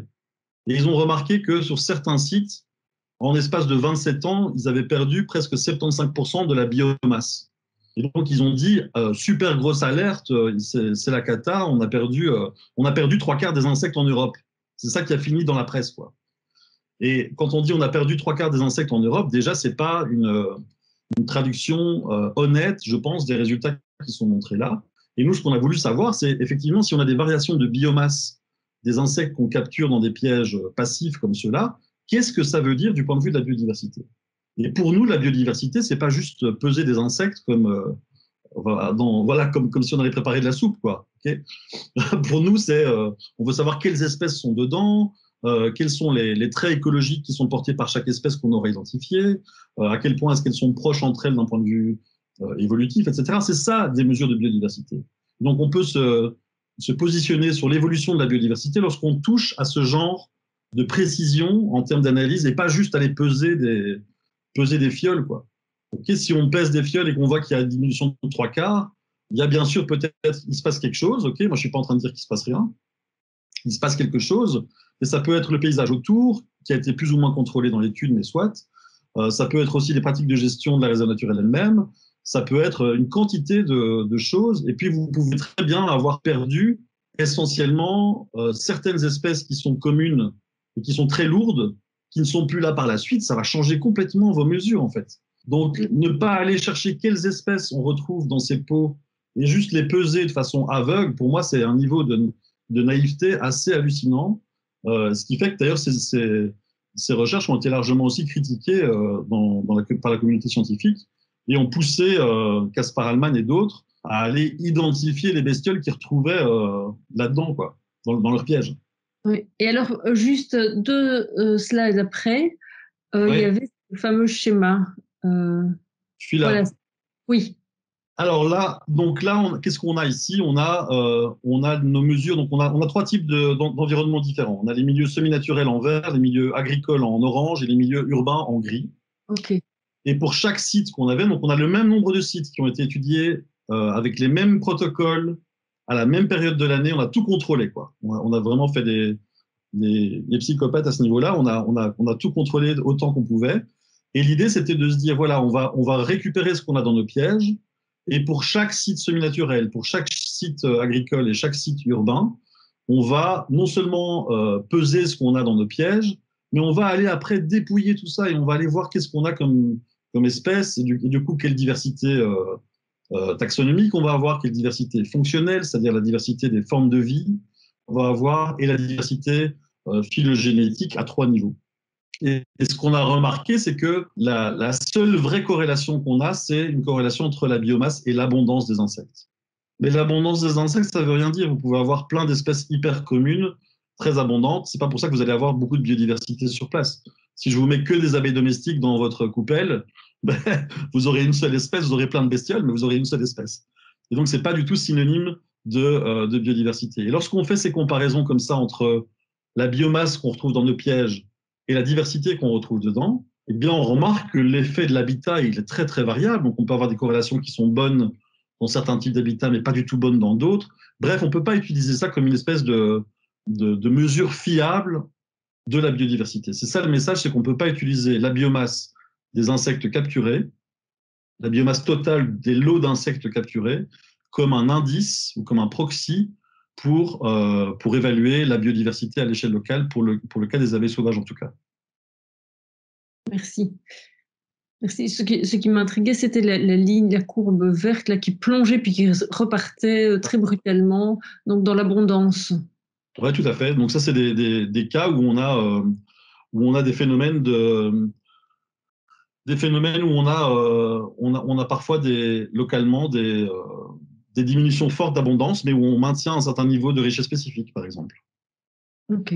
Et où des variations d'abondance ne sont pas non plus typiquement des indices pour parler de biodiversité. Vous savez que, par exemple, c'est ce que ça montre hein, au niveau des indices. Si vous allez dans des réserves naturelles, vous allez peut-être trouver moins de bestioles, mais les bestioles que vous allez trouver vont appartenir parfois à plus d'espèces. Alors que dans les milieux urbains, si vous allez dans des potagers urbains, il va y avoir full bourdon, plein d'autres trucs, mais globalement, la diversité sera moins importante. Donc c'est là où vous avez ces décrochages entre ces différentes formes d'appréhender la biodiversité de nos régions. Merci beaucoup. Je crois que c'était Caroline, la prochaine. Si je peux, oui, merci. Je voulais d'abord te remercier Nicolas pour nous avoir expliqué tout ça. Et j'avais en fait une question qui suit assez bien celle de Nathalie, qui concerne justement ce papier qui a été hyper discuté, notamment de Hallman, concernant l'abondance, la biomasse et la relation à la biodiversité. Alors j'avais bien compris les limites de ce papier à l'époque, mais j'avais quand même été convaincue par la relation générale qu'il y avait entre biomasse et biodiversité par un article que je me demande du coup si tu l'as lu et jugé. C'était de Seibold et al. Dans Nature en 2019, qui est un article qui montre qu'il y a en fait à la fois une perte de biomasse, pardon, si je me souviens bien, et aussi une perte en fait de diversité spécifique chez les insectes à l'échelle mondiale, sur des données qui sont par contre mieux monitorées effectivement. Et donc, je crois que ce que j'avais retenu finalement de la situation, c'était que quand on parle de biomasse, c'est dans l'idée qu'on ne peut pas avoir un nom sur chaque individu récolté. C'est un des gros problèmes en écologie, c'est de passer son temps à mettre des noms sur les taxons qu'on échantillonne. Exactement. Et que par contre, du travail avec la biomasse plutôt que la diversité spécifique, ça permet d'avoir une idée des services écosystémiques qui en grande partie dépendent de l'abondance. Et notamment des insectes. Est-ce que tu peux peut-être développer un peu? Alors, ces services écosystémiques qui vont dépendre bien sûr de l'abondance, ça c'est sûr, mais aussi des espèces qui sont présentes. Donc, ça veut dire que si tu ne vas pas chercher les espèces qui sont présentes dans tes pièges, quelque part, tu peux aussi passer à côté ou commencer à chercher des corrélations entre des choses qui ne sont pas corrélées par nature, quoi. Et donc fonctionnellement, quoi, quelque part. Le problème de ces pièges à interception, qui sont ceux qui ont été déployés dans l'étude de Hallman et al., c'est qu'ils sont très, très généralistes. Nous, ce qu'on a essayé de faire, c'est justement de nous extraire de cet inconvénient-là en utilisant des pièges qui sont des pièges spécifiques, enfin assez comment dirais-je, à spectre de proie, à spectre d'insectes qui soit assez étroit. Donc, nos pièges sont assez spécifiques pour les abeilles sauvages. Ok, et donc, on a essayé justement de se dire, voilà, est-ce que ces résultats qui sont un peu courageux, quoi. Franchement, aller publier ça sur des pièges qui sont hyper généralistes, it's a bold statement, quoi. C'est quelque chose de, il faut avoir le courage. Et donc nous, on a essayé de voir si en fait ces résultats étaient applicables à notre cas des abeilles sauvages, en sachant que chez nous, on a des espèces communes qui sont très lourdes, les bourdons, et des espèces rares qui sont à tendance à être un petit peu plus petites, quoi. Et donc, on peut très bien imaginer des scénarios où, en fait, des zones très diversifiées ne sont pas tellement prisées par des espèces communes qui sont lourdes, et où donc on va avoir plus de diversité, mais du coup moins de biomasse. Donc, on avait un petit peu toutes ces histoires-là en tête, et c'est ça qu'on a voulu tester, en se disant, voilà, si vous faites...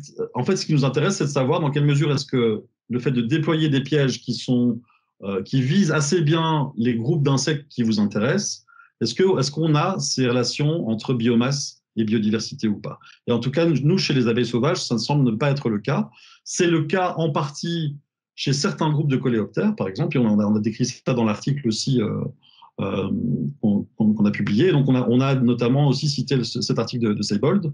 Et donc, moi, je pense que les cas qui sont faits avec des pièges à large spectre, les résultats ont été très fortement critiqués en fait dans la presse scientifique, et à raison, parce qu'il y a une série d'approximations qui ont été faites comme ça, et que les chercheurs n'avaient pas le temps, évidemment, d'aller chercher plus spécifiquement de quelle espèce on parle. Quand vous avez des papillons et tout ça qui tombent dans vos fioles d'alcool et qui sont mélangés et qui restent pendant des semaines mélangés avec d'autres trucs, à un moment donné, c'est presque pas faisable d'aller jusqu'au niveau spécifique, sauf à commencer à séquencer, avec aussi des techniques particulières qui vous permettent d'avoir un nombre de reads qui est proportionnel à vos espèces dans les mélanges, etc. Enfin, j'ai l'impression qu'on n'en est pas encore là pour pouvoir faire vraiment des... Enfin, on en est là dans certains labos pour certains types de techniques, mais c'est ce genre de méthode-là qu'il faudrait peut-être confronter à ces pesées de soupe d'insectes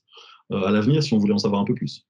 Notre message, c'était une espèce de sonnette d'alarme en disant il y a aussi une tentation du politique, quoi. C'est-à-dire que le politique, il se dit pourquoi est-ce qu'on va aller vous payer, vous, pour aller faire une étude d'impact sur le terrain, alors qu'on a des milliers de naturalistes qui peuvent mettre une coupelle colorée dans leur jardin et en fait qui vont aller peser ça avec leur petite balance de cuisine. Et on n'a pas besoin de cultiver l'expertise de taxonomie, de systématique, etc., au sein de nos institutions universitaires. Et moi, c'est quelque chose qui me touche, et donc j'essaye quelque part aussi de défendre une chapelle un peu low-tech, mais un peu branchée encore sur l'identification des spécimens. Et c'est ce que j'enseigne aussi à mes étudiants, que faire une étude de biodiversité, c'est pas juste aller mettre un piège qu'on va récolter sans même le regarder et ensuite aller séquencer tout ce qu'on a dedans. Pour moi, on perd quelque chose si on fait ça. J'essaie de garder cette connexion. C'est mon côté un peu vieux jeu et un peu entomologiste qui aurait voulu vivre au début du XXe siècle, probablement, quoi. Merci. Pourtant, tu as l'air jeune. Très bien, merci. Et juste avant de donner la parole à Pierre-Emmanuel, j'aimerais juste souligner que si vous avez des questions pas sur mon Nicolas, mais également à Patrick ou sur des sujets qui ont été abordés par toutes les deux conférences, n'hésitez pas à les poser. Donc, Pierre-Emmanuel, oui. Merci. Oui, je voulais justement revenir à un point que Patrick avait abordé à la fin de son exposé. Donc, c'est quand tu parlais de l'agriculture alternative et que tu mentionnais l'observation que dans les pays à haut revenu, tu avais observé qu'elle reposait quand même bien souvent sur des formes de travail gratuit. Et je voulais te demander ton avis sur, par ailleurs, si on pouvait faire un parallèle avec par ailleurs le fait que l'agriculture conventionnelle dans les pays à haut revenu, est-ce qu'elle ne dépend pas de fortes subventions et donc, voilà. Et est-ce que les deux ne sont pas liés? C'est-à-dire que les systèmes d'agriculture alternatifs, voilà, s'ils étaient subventionnés dans une plus grande mesure, est-ce que c'est pas un levier? Et justement aussi par rapport à l'aspect subvention, je voulais aussi en savoir si certains d'entre vous sont au courant de ce qu'il en est au niveau de la PAC. Je pense que la PAC, les négociations sont encore en cours, mais dans quelle mesure est-ce que voilà, les enjeux dont on discute aujourd'hui sont intégrés, ou dans quelle mesure est-ce que la PAC va plutôt nous verrouiller dans un statu quo sur une période finalement assez longue par rapport à tous ces enjeux. Voilà, merci. Peut-être rapidement, oui. Donc, je n'ai pas la réponse définitive à ta question, mais oui, bien sûr, les subsides et la façon dont on peut supporter de façon publique différentes formes d'agriculture a un effet important. Donc, à partir enfin, je pense que le fait pour moi, c'est que je ne pense pas pour l'instant qu'on a encore vraiment une vision très très claire des valeurs de ces variables quelque part, de productivité du travail, d'intensité du travail, etc., dans une gamme de ces agricultures alternatives de base. Je veux dire, sur la ligne de base. À partir du moment où on a des informations plus claires sur cette ligne de base, alors on peut décider, on peut réfléchir à finalement comment est-ce qu'on peut ou qu'on doit ou qu'on veut organiser une politique de soutien public si on estime que différentes formes d'agriculture ont plus de bénéfices sociétaux sur différents aspects, etc. Mais je pense que avant même d'en arriver là, j'ai l'impression qu'on n'a même pas encore les données de base qui permettent de faire les calculs au départ, quoi. Ce qu'on a sur des formes d'agriculture plus conventionnelles, parce que là, on a des gammes de données beaucoup plus larges sur les revenus des agriculteurs, les intrants, la productivité, les rendements, etc., et les subsides aussi. Donc, on peut faire tous ces calculs-là assez facilement.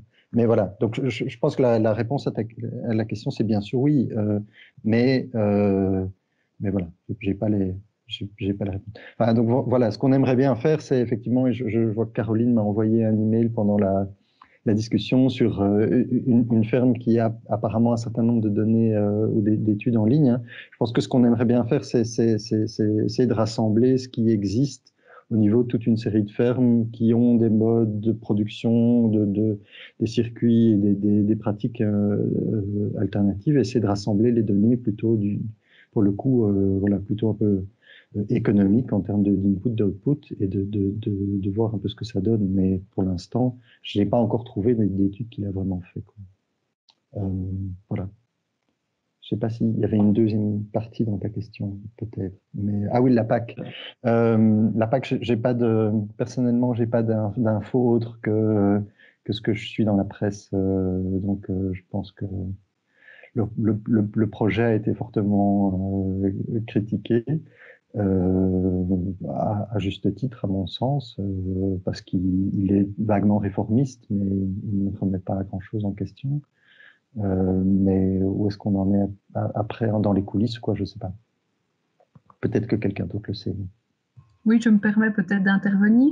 C'est parce que j'avais levé la main parce que justement, j'ai mis dans le chat une série d'informations. Donc, pour savoir vraiment ce qui se passe avec la PAC en termes de résolution de la crise de la biodiversité, pour ce qui me concerne, Guy Peer, c'est un chercheur écologiste allemand qui dirige et qui collabore en fait avec une série de personnes pour essayer d'analyser en fait l'ancienne PAC et la nouvelle PAC. En cours, la conclusion, c'est que c'est pire qu'avant, hein, parce que sous couvert de Green Deal, ils ont juste en fait rendu encore plus opaque la façon dont les financements seront faits. Il y aura encore moins vraisemblablement de possibilités de vérifier en fait l'efficacité en termes de protection de l'écologie sur l'attribution des financements. Mais donc, si vous voulez en savoir plus, j'ai mis 3 références. Une référence dans Science en 2019 qui analysait l'ancienne PAC. Puis une référence de 2021 ici qui montre que des milliards d'euros ont été mal distribués et qui font en fait l'annonce des problèmes à venir avec la nouvelle PAC qui est encore effectivement en négociation. Voilà, moi je pense que ce qui serait super à un moment donné, c'est d'inviter Guy Peer en Élie. Il faut trouver le temps pour que lui vienne, enfin que lui trouve le temps de venir, mais je pense que ça pourrait vraiment être très informatif. Voilà. Merci. Est-ce que quelqu'un d'autre, des autres questions? On a environ 10 minutes pour des réflexions. Ah oui, Charlotte. Oui, j'ai une petite question pour Nicolas. Enfin, c'est un peu anecdotique à l'échelle de ton exposé, mais ça a quand même attiré mon attention parce que tu as dit en passant que tu ne pensais pas que tout allait s'effondrer. Et je me demandais, voilà, pourquoi tu disais ça et qu'est-ce que tu avais en arrière-fond pour affirmer ça? Parce que bon, les chiffres en termes de biodiversité sont quand même un peu effrayants du point de vue, en tout cas, du profane que je suis en la matière, quoi. Et je pense qu'effectivement, quand on regarde les chiffres de loin, on se dit que c'est la cata. Et en fait, quand on commence à regarder les choses de plus près, on se rend compte que on suit extrêmement mal la biodiversité sur le terrain. Les programmes de monitoring ont des méthodologies qui sont assez bancales. Moi, rien que pour vous dire là, par rapport aux abeilles, on est en train de terminer un article qu'on a fait avec nos collègues de Nature Punt et de Natagora. On va ajouter 17 nouvelles espèces à la faune de Belgique pour les abeilles sauvages, alors qu'on a une des faunes les mieux connues, soi-disant, quoi. Parce que des chercheurs avant ont récolté beaucoup dans les années 70, et puis on s'est dit tout est stable, rien ne change, on va plus sur le terrain, on se connecte plus vraiment à l'écologie des bestioles, et donc on ne sent plus la probabilité de pouvoir trouver des espèces dans certains coins dont les conditions environnementales sont favorables. On a perdu beaucoup de cette sensibilité-là que moi je retrouve via mes liens, si vous voulez, avec tout le milieu naturaliste, et qu'on a perdu en fait. Et donc de loin, oui, on se dit c'est la cata, mais regardez sur quelle base de données on fait une conclusion pour dire c'est la cata. Pour moi, pour dire c'est la cata, il faudrait qu'on ait, bien sûr, certains modèles statistiques permettent de corriger toute une série de choses, mais quand les bases de données qui sont utilisées pour faire ces conclusions en termes de déclin de la biodiversité, en tout cas pour les abeilles, moi je vous parle de ce que je connais, on utilise des bases de données qui sont tellement hétérogènes, où les motivations des personnes de avant et de maintenant en termes de récolte sont tellement contrastées, tellement différentes, en fait, on devrait être, enfin, ceux qui font ces analyses devraient être pris pour des fous. C'est-à-dire qu'on compare des collections entomologiques qui ont été faites par des spécialistes dans les années 30, 40, 50, 60, 70, avec des données qui sont accumulées par des sciences citoyennes aujourd'hui, où monsieur et madame tout le monde vont observer des bestioles hyper courantes dans leur jardin, quoi. Et on fait ces analyses de séries temporelles d'avant-après. Je veux dire, il ne faut pas être un grand mathématicien pour comprendre qu'il y a quand même le facteur humain derrière, donc les motivations qui sous-tendent, si vous voulez, la structure des bases de données, et un phénomène qui est absolument déterminant dans une bonne partie des résultats qu'on observe. Et une des démonstrations par rapport à ce que je dis maintenant, c'est le fait que quand on retourne sur le terrain avec ce regard de spécialiste, et pas uniquement en laissant le grand public échantillonner des bourdons au fond de leur jardin, eh bien on retrouve des espèces qui ont été déclarées éteintes à l'échelle régionale par les mêmes spécialistes qui ont fait du terrain dans les années 70 et qui ne sont plus retournés sur le terrain.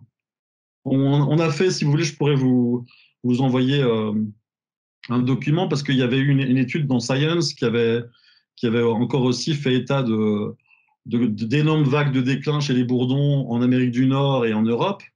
Et en fait, avec d'autres collègues, on s'est un peu penché sur les différents jeux de données, et c'était exactement ça. Donc des billets, mais qui sont monstrueux, et que vous ne pouvez pas corriger, même avec les meilleurs algorithmes statistiques, vous ne pouvez pas corriger ça. Et donc l'espoir que moi j'ai, c'est de renouer avec le vivant, renouer avec le terrain, renouer avec les naturalistes, et en fait, vous trouvez là des sources d'espoir qui vont à l'encontre de ce, si vous voulez, de l'affirmation que tout s'effondre actuellement. On retrouve des espèces rares, on retrouve des poches de biodiversité, on comprend mieux aujourd'hui que jamais comment les gérer pour ces espèces en particulier, parce qu'on comprend les besoins écologiques de ces espèces-là. Et il y a des fortes communautés, des forts réseaux naturalistes qui sont en train de se créer autour de ces questions-là.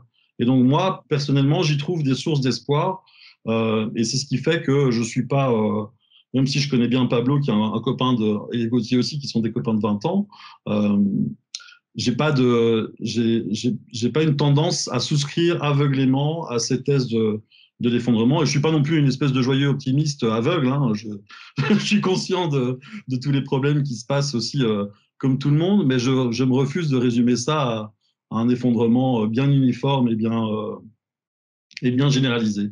Il y a beaucoup de nuances, il y a beaucoup de choses qui se passent et qui sont pour moi des sources d'espoir plutôt que le fait de me retrouver paralysé, si vous voulez, par cette vision un petit peu catastrophiste des choses, si vous voulez. Mais pour bien te comprendre, donc ton point, c'est de dire qu'il n'y a pas d'extinction, en tout cas au niveau des abeilles, qui est ton champ d'étude, ou que globalement, c'est l'idée même qu'on serait face à une 5e extinction massive des espèces, ou l'idée qu'on serait face à quelque chose qu'on pourrait qualifier un 6e d'écocide. C'est carrément ça que tu remets en question. Enfin, j'ai du mal à comprendre si tu mets des nuances. C'est très simple, il suffit de regarder les évaluations qu'on fait pour les listes rouges. Dans les évaluations pour les listes rouges, qu'est-ce qu'on met en évidence? Que des changements d'utilisation du sol sont en train de flinguer plein d'espèces et plein de populations à l'échelle européenne, en particulier des espèces qui sont spécialistes au niveau de leur écologie. Elles foutent le camp, quoi. Et donc on les raye de la carte purement et simplement du fait de nos pratiques agricoles, de nos villes, etc., de l'aménagement des tourbières, de que sais-je. Et donc, il y a toute une série d'espèces qui ont déjà disparu. Il y en a qui vont disparaître et on ne pourra rien y faire. Il y en a qui sont fortement menacées et si on ne se bouge pas un minimum, elles vont aussi y passer. Et à côté de ça, vous avez des espèces qui sont stables, qui se maintiennent. Et là, il faut essayer de comprendre pourquoi, au travers de quel mécanisme et en quoi est-ce qu'elles sont connectées à notre agriculture, à nos espaces verts, etc., à notre vie aussi d'aujourd'hui. Et puis, vous avez des espèces qui sont en augmentation par rapport à avant. Donc, toutes les espèces ne sont pas en déclin. Et ça, c'est ce que toutes les analyses de liste rouge montrent. Il n'y a pas un effondrement généralisé. Il y a des espèces qui déclinent, il y a des espèces qui sont stables et d'autres qui sont en augmentation. Et évidemment, ça fout les boules quand on voit toutes celles qui sont en train de décliner. Et ça nous renforce dans cette idée, effectivement, qu'on est une force sans précédent qui mène à l'extinction d'espèces à une échelle sans précédent actuellement. Je ne suis pas du tout en train de remettre en question cette notion de 6e extinction de masse. Je pense juste qu'on doit être très prudent par rapport à la manière dont on analyse et la manière dont on appréhende justement tout ça, parce que les chiffres sur lesquels on se base sont parfois des trucs vraiment assez foireux et largement perfectibles. Et on doit se nourrir justement de ces critiques sur les structures de base de données pour aujourd'hui faire des bonnes baselines de données de manière à ce que dans 5 ans, 10 ans, on ait vraiment des bons points de comparaison pour mieux évaluer l'évolution de la biodiversité. C'est ça que je dis. Patrick, vous aimeriez ajouter quelque chose ou... Mais donc très très rapidement, juste pour dire que je pense, enfin, c'est vraiment important de garder à l'esprit que sur cette question-là, comme sur toutes les questions qu'on peut voir, il y a des hétérogénéités, et des choses très différentes en termes d'espèces, hein, mais aussi en termes de régions et donc voilà, comme le disait Nicolas et comme le disait Caroline avant, enfin, la cause majeure identifiée actuellement de déclin de la biodiversité, c'est les destructions d'habitats et qui, dans certaines régions du monde, se font à des rythmes et à des échelles qui n'ont rien à voir avec ce qui se passe en Europe, en tout cas dans la plupart des régions d'Europe. Donc, je pense que la réalité des abeilles en Belgique n'est pas incompatible avec la vision d'une 6e extinction à une échelle mondiale. Mais voilà, il faut juste bien se rendre compte qu'effectivement, il y a des choses qu'on connaît mal et il y a des choses qu'en connaissant mieux, on se rend compte qu'il y a moyen qu'il y a moyen de dépasser aussi parfois une forme de fatalisme, peut-être. Voilà. Bon, ça, c'est ce que Nicolas disait, je pense. Voilà, à ce niveau-là, voilà, c'était tout. Oui, bon, alors, avant de revenir à Caroline, j'aimerais juste donner la parole à Pierre-Jacques. Oui, bonjour tout le monde et merci beaucoup à tous ceux qui ont présenté pour ces présentations extrêmement instructrices. J'avais une question pour Nicolas. Donc tu parlais du fait que l'état de la biodiversité est assez mal connu. Et donc, je sais qu'avec les nouvelles règles pour le budget européen, il y a un certain pourcentage, je dirais 15%, qui devra être nécessairement alloué à la protection de la biodiversité. Et donc, la Commission européenne va devoir, dans les mois ou les années qui viennent, définir toute une série de critères en termes juridiques, je pense, qui définiront qu'est-ce que c'est protéger la biodiversité, comment on mesure ça, et donc oui, comment on définit qu'est-ce qui est un fonds qui protège la biodiversité. Et donc au regard de tout ce que tu viens d'expliquer sur la méconnaissance de la biodiversité, je me demandais si toi ou alors Patrick, qui a la main levée, je vois, pourrait faire un commentaire là-dessus. Quels sont vos espoirs, vos craintes par rapport à ces règles européennes? Mes craintes, elles sont principalement liées au fait que c'est encore une fois des décisions qui sont très top-down, quoi. Et donc des décisions qui sont finalement qui sont prises souvent sans une consultation plus fine des acteurs de terrain qui, eux, ont les indices, ont les approches, etc., qui permettent de pouvoir peut-être contextualiser davantage aussi les différentes mesures qu'il faudrait mettre en place pour pouvoir vraiment répondre à des besoins en termes de protection de la biodiversité qui correspondent au territoire. Si tu veux, un bon exemple, par exemple, ça fait des années et des années et des années qu'on fait des bandes fleuries autour des champs. Okay, alors moi, les bandes fleuries, j'en ai parlé avec des quantités d'agriculteurs, je suis allé les voir, j'ai étudié les bestioles qui allaient dessus, etc. Tu te rends compte qu'on a fait tout un voyage depuis des mélanges de graines qui étaient des mélanges principalement avec des plantes exotiques, avec des plantes qui ont un potentiel invasif, etc. Puis on a évolué vers des mélanges avec des plantes indigènes, etc. Parce que c'était du coup voilà, une réaction normale par rapport au risque. Et donc, on a des risques d'évasion de ces plantes péricultivées dans nos campagnes. Et on s'est un petit peu arrêté là, quoi, quelque part. Et en fait, la recherche de design botanique, c'est-à-dire vraiment des mélanges floraux, a été principalement faite par des botanistes et par des agronomes. Quand tu veux protéger, et moi je suis agronome moi-même et je travaille avec des botanistes, donc je ne suis pas en train de dire qu'il y a des sous-métiers, pas du tout. Mais ce que je veux dire, c'est qu'il faut que les mesures qui soient déployées à coût de milliards d'euros soient validées d'un point de vue fonctionnel sur le terrain. Et lorsqu'on va voir sur le terrain ce qui se passe au niveau de ces bandes fleuries, on remarque qu'il y a une énorme marge d'amélioration possible pour mieux les intégrer dans les systèmes d'élevage, pour avoir des meilleures retombées en termes de biodiversité, parce que la composition botanique de ces bandes fleuries doit être totalement revue, plutôt que de se dire qu'on doit avoir des plantes avec des fleurs blanches, des rouges et des bleus, parce que ça fait un petit peu carte postale des années 80 du sud Tyrol. Il est temps qu'on travaille vraiment sur la composition botanique. On en parle depuis longtemps avec Pascal Colomb et avec d'autres, mais il nous faudrait des projets intégrés avec plus d'acteurs de terrain, avec plus de réseaux d'agriculteurs qui souhaitent valoriser aussi ces mélanges fleuris en tant que fourrage pour essayer d'arriver à des solutions qui sont fonctionnelles. Moi, ma grande crainte, c'est, tu sais, en anglais, on dit « Jack of all trades is master of none ». Quand on veut essayer de remédier à un problème, souvent, il va y avoir une espèce de solution unique comme ça qui va nous tomber d'en haut sur la tête de l'Europe. Tu vois, l'Europe va nous faire tomber ça sur la tête. Et cette solution, elle ne va jamais tenir compte de la mosaïque des contextes qu'on a en Europe et de la mosaïque des challenges qui sont associés à la conservation de la biodiversité en Europe.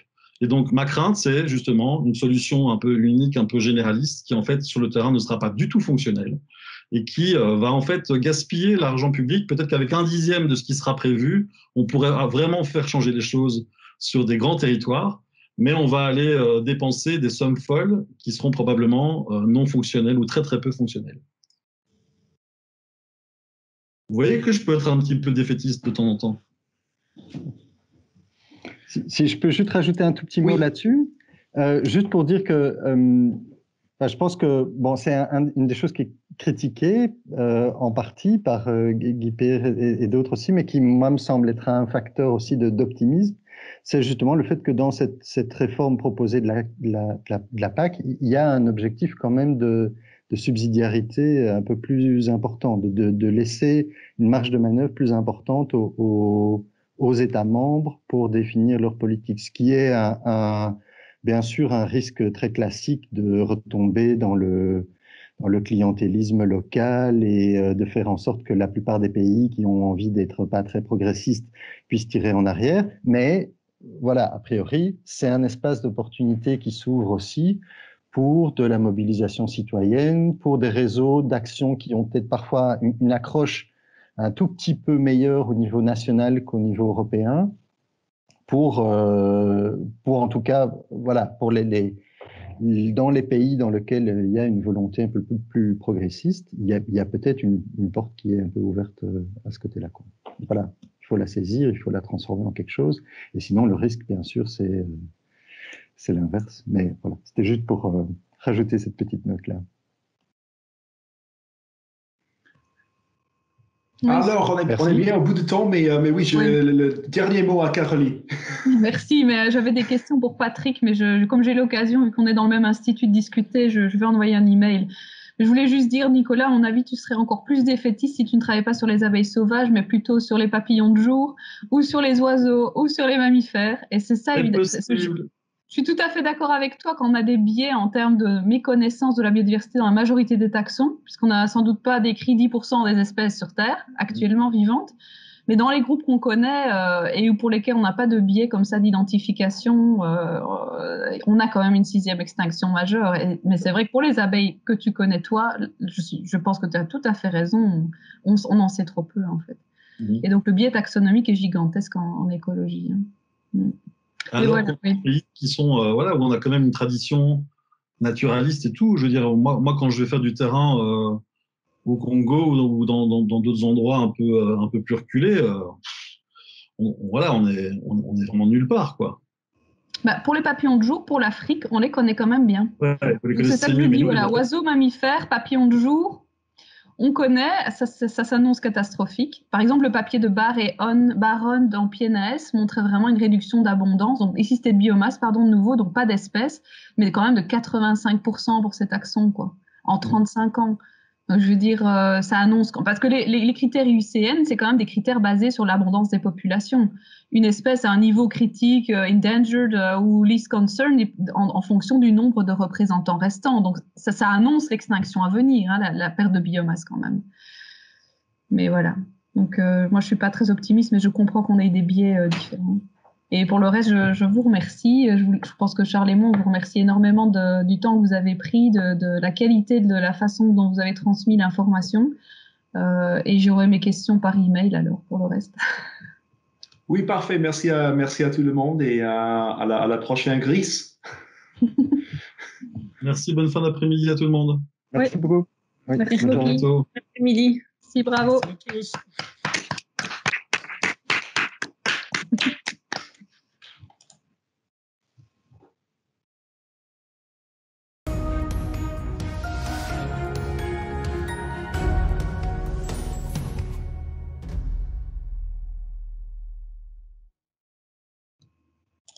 Bon, merci à tout le monde d'être là. Bienvenue à cette séance de GRIS. Aucun des 4 organisateurs de notre équipe GRIS, bienvenue.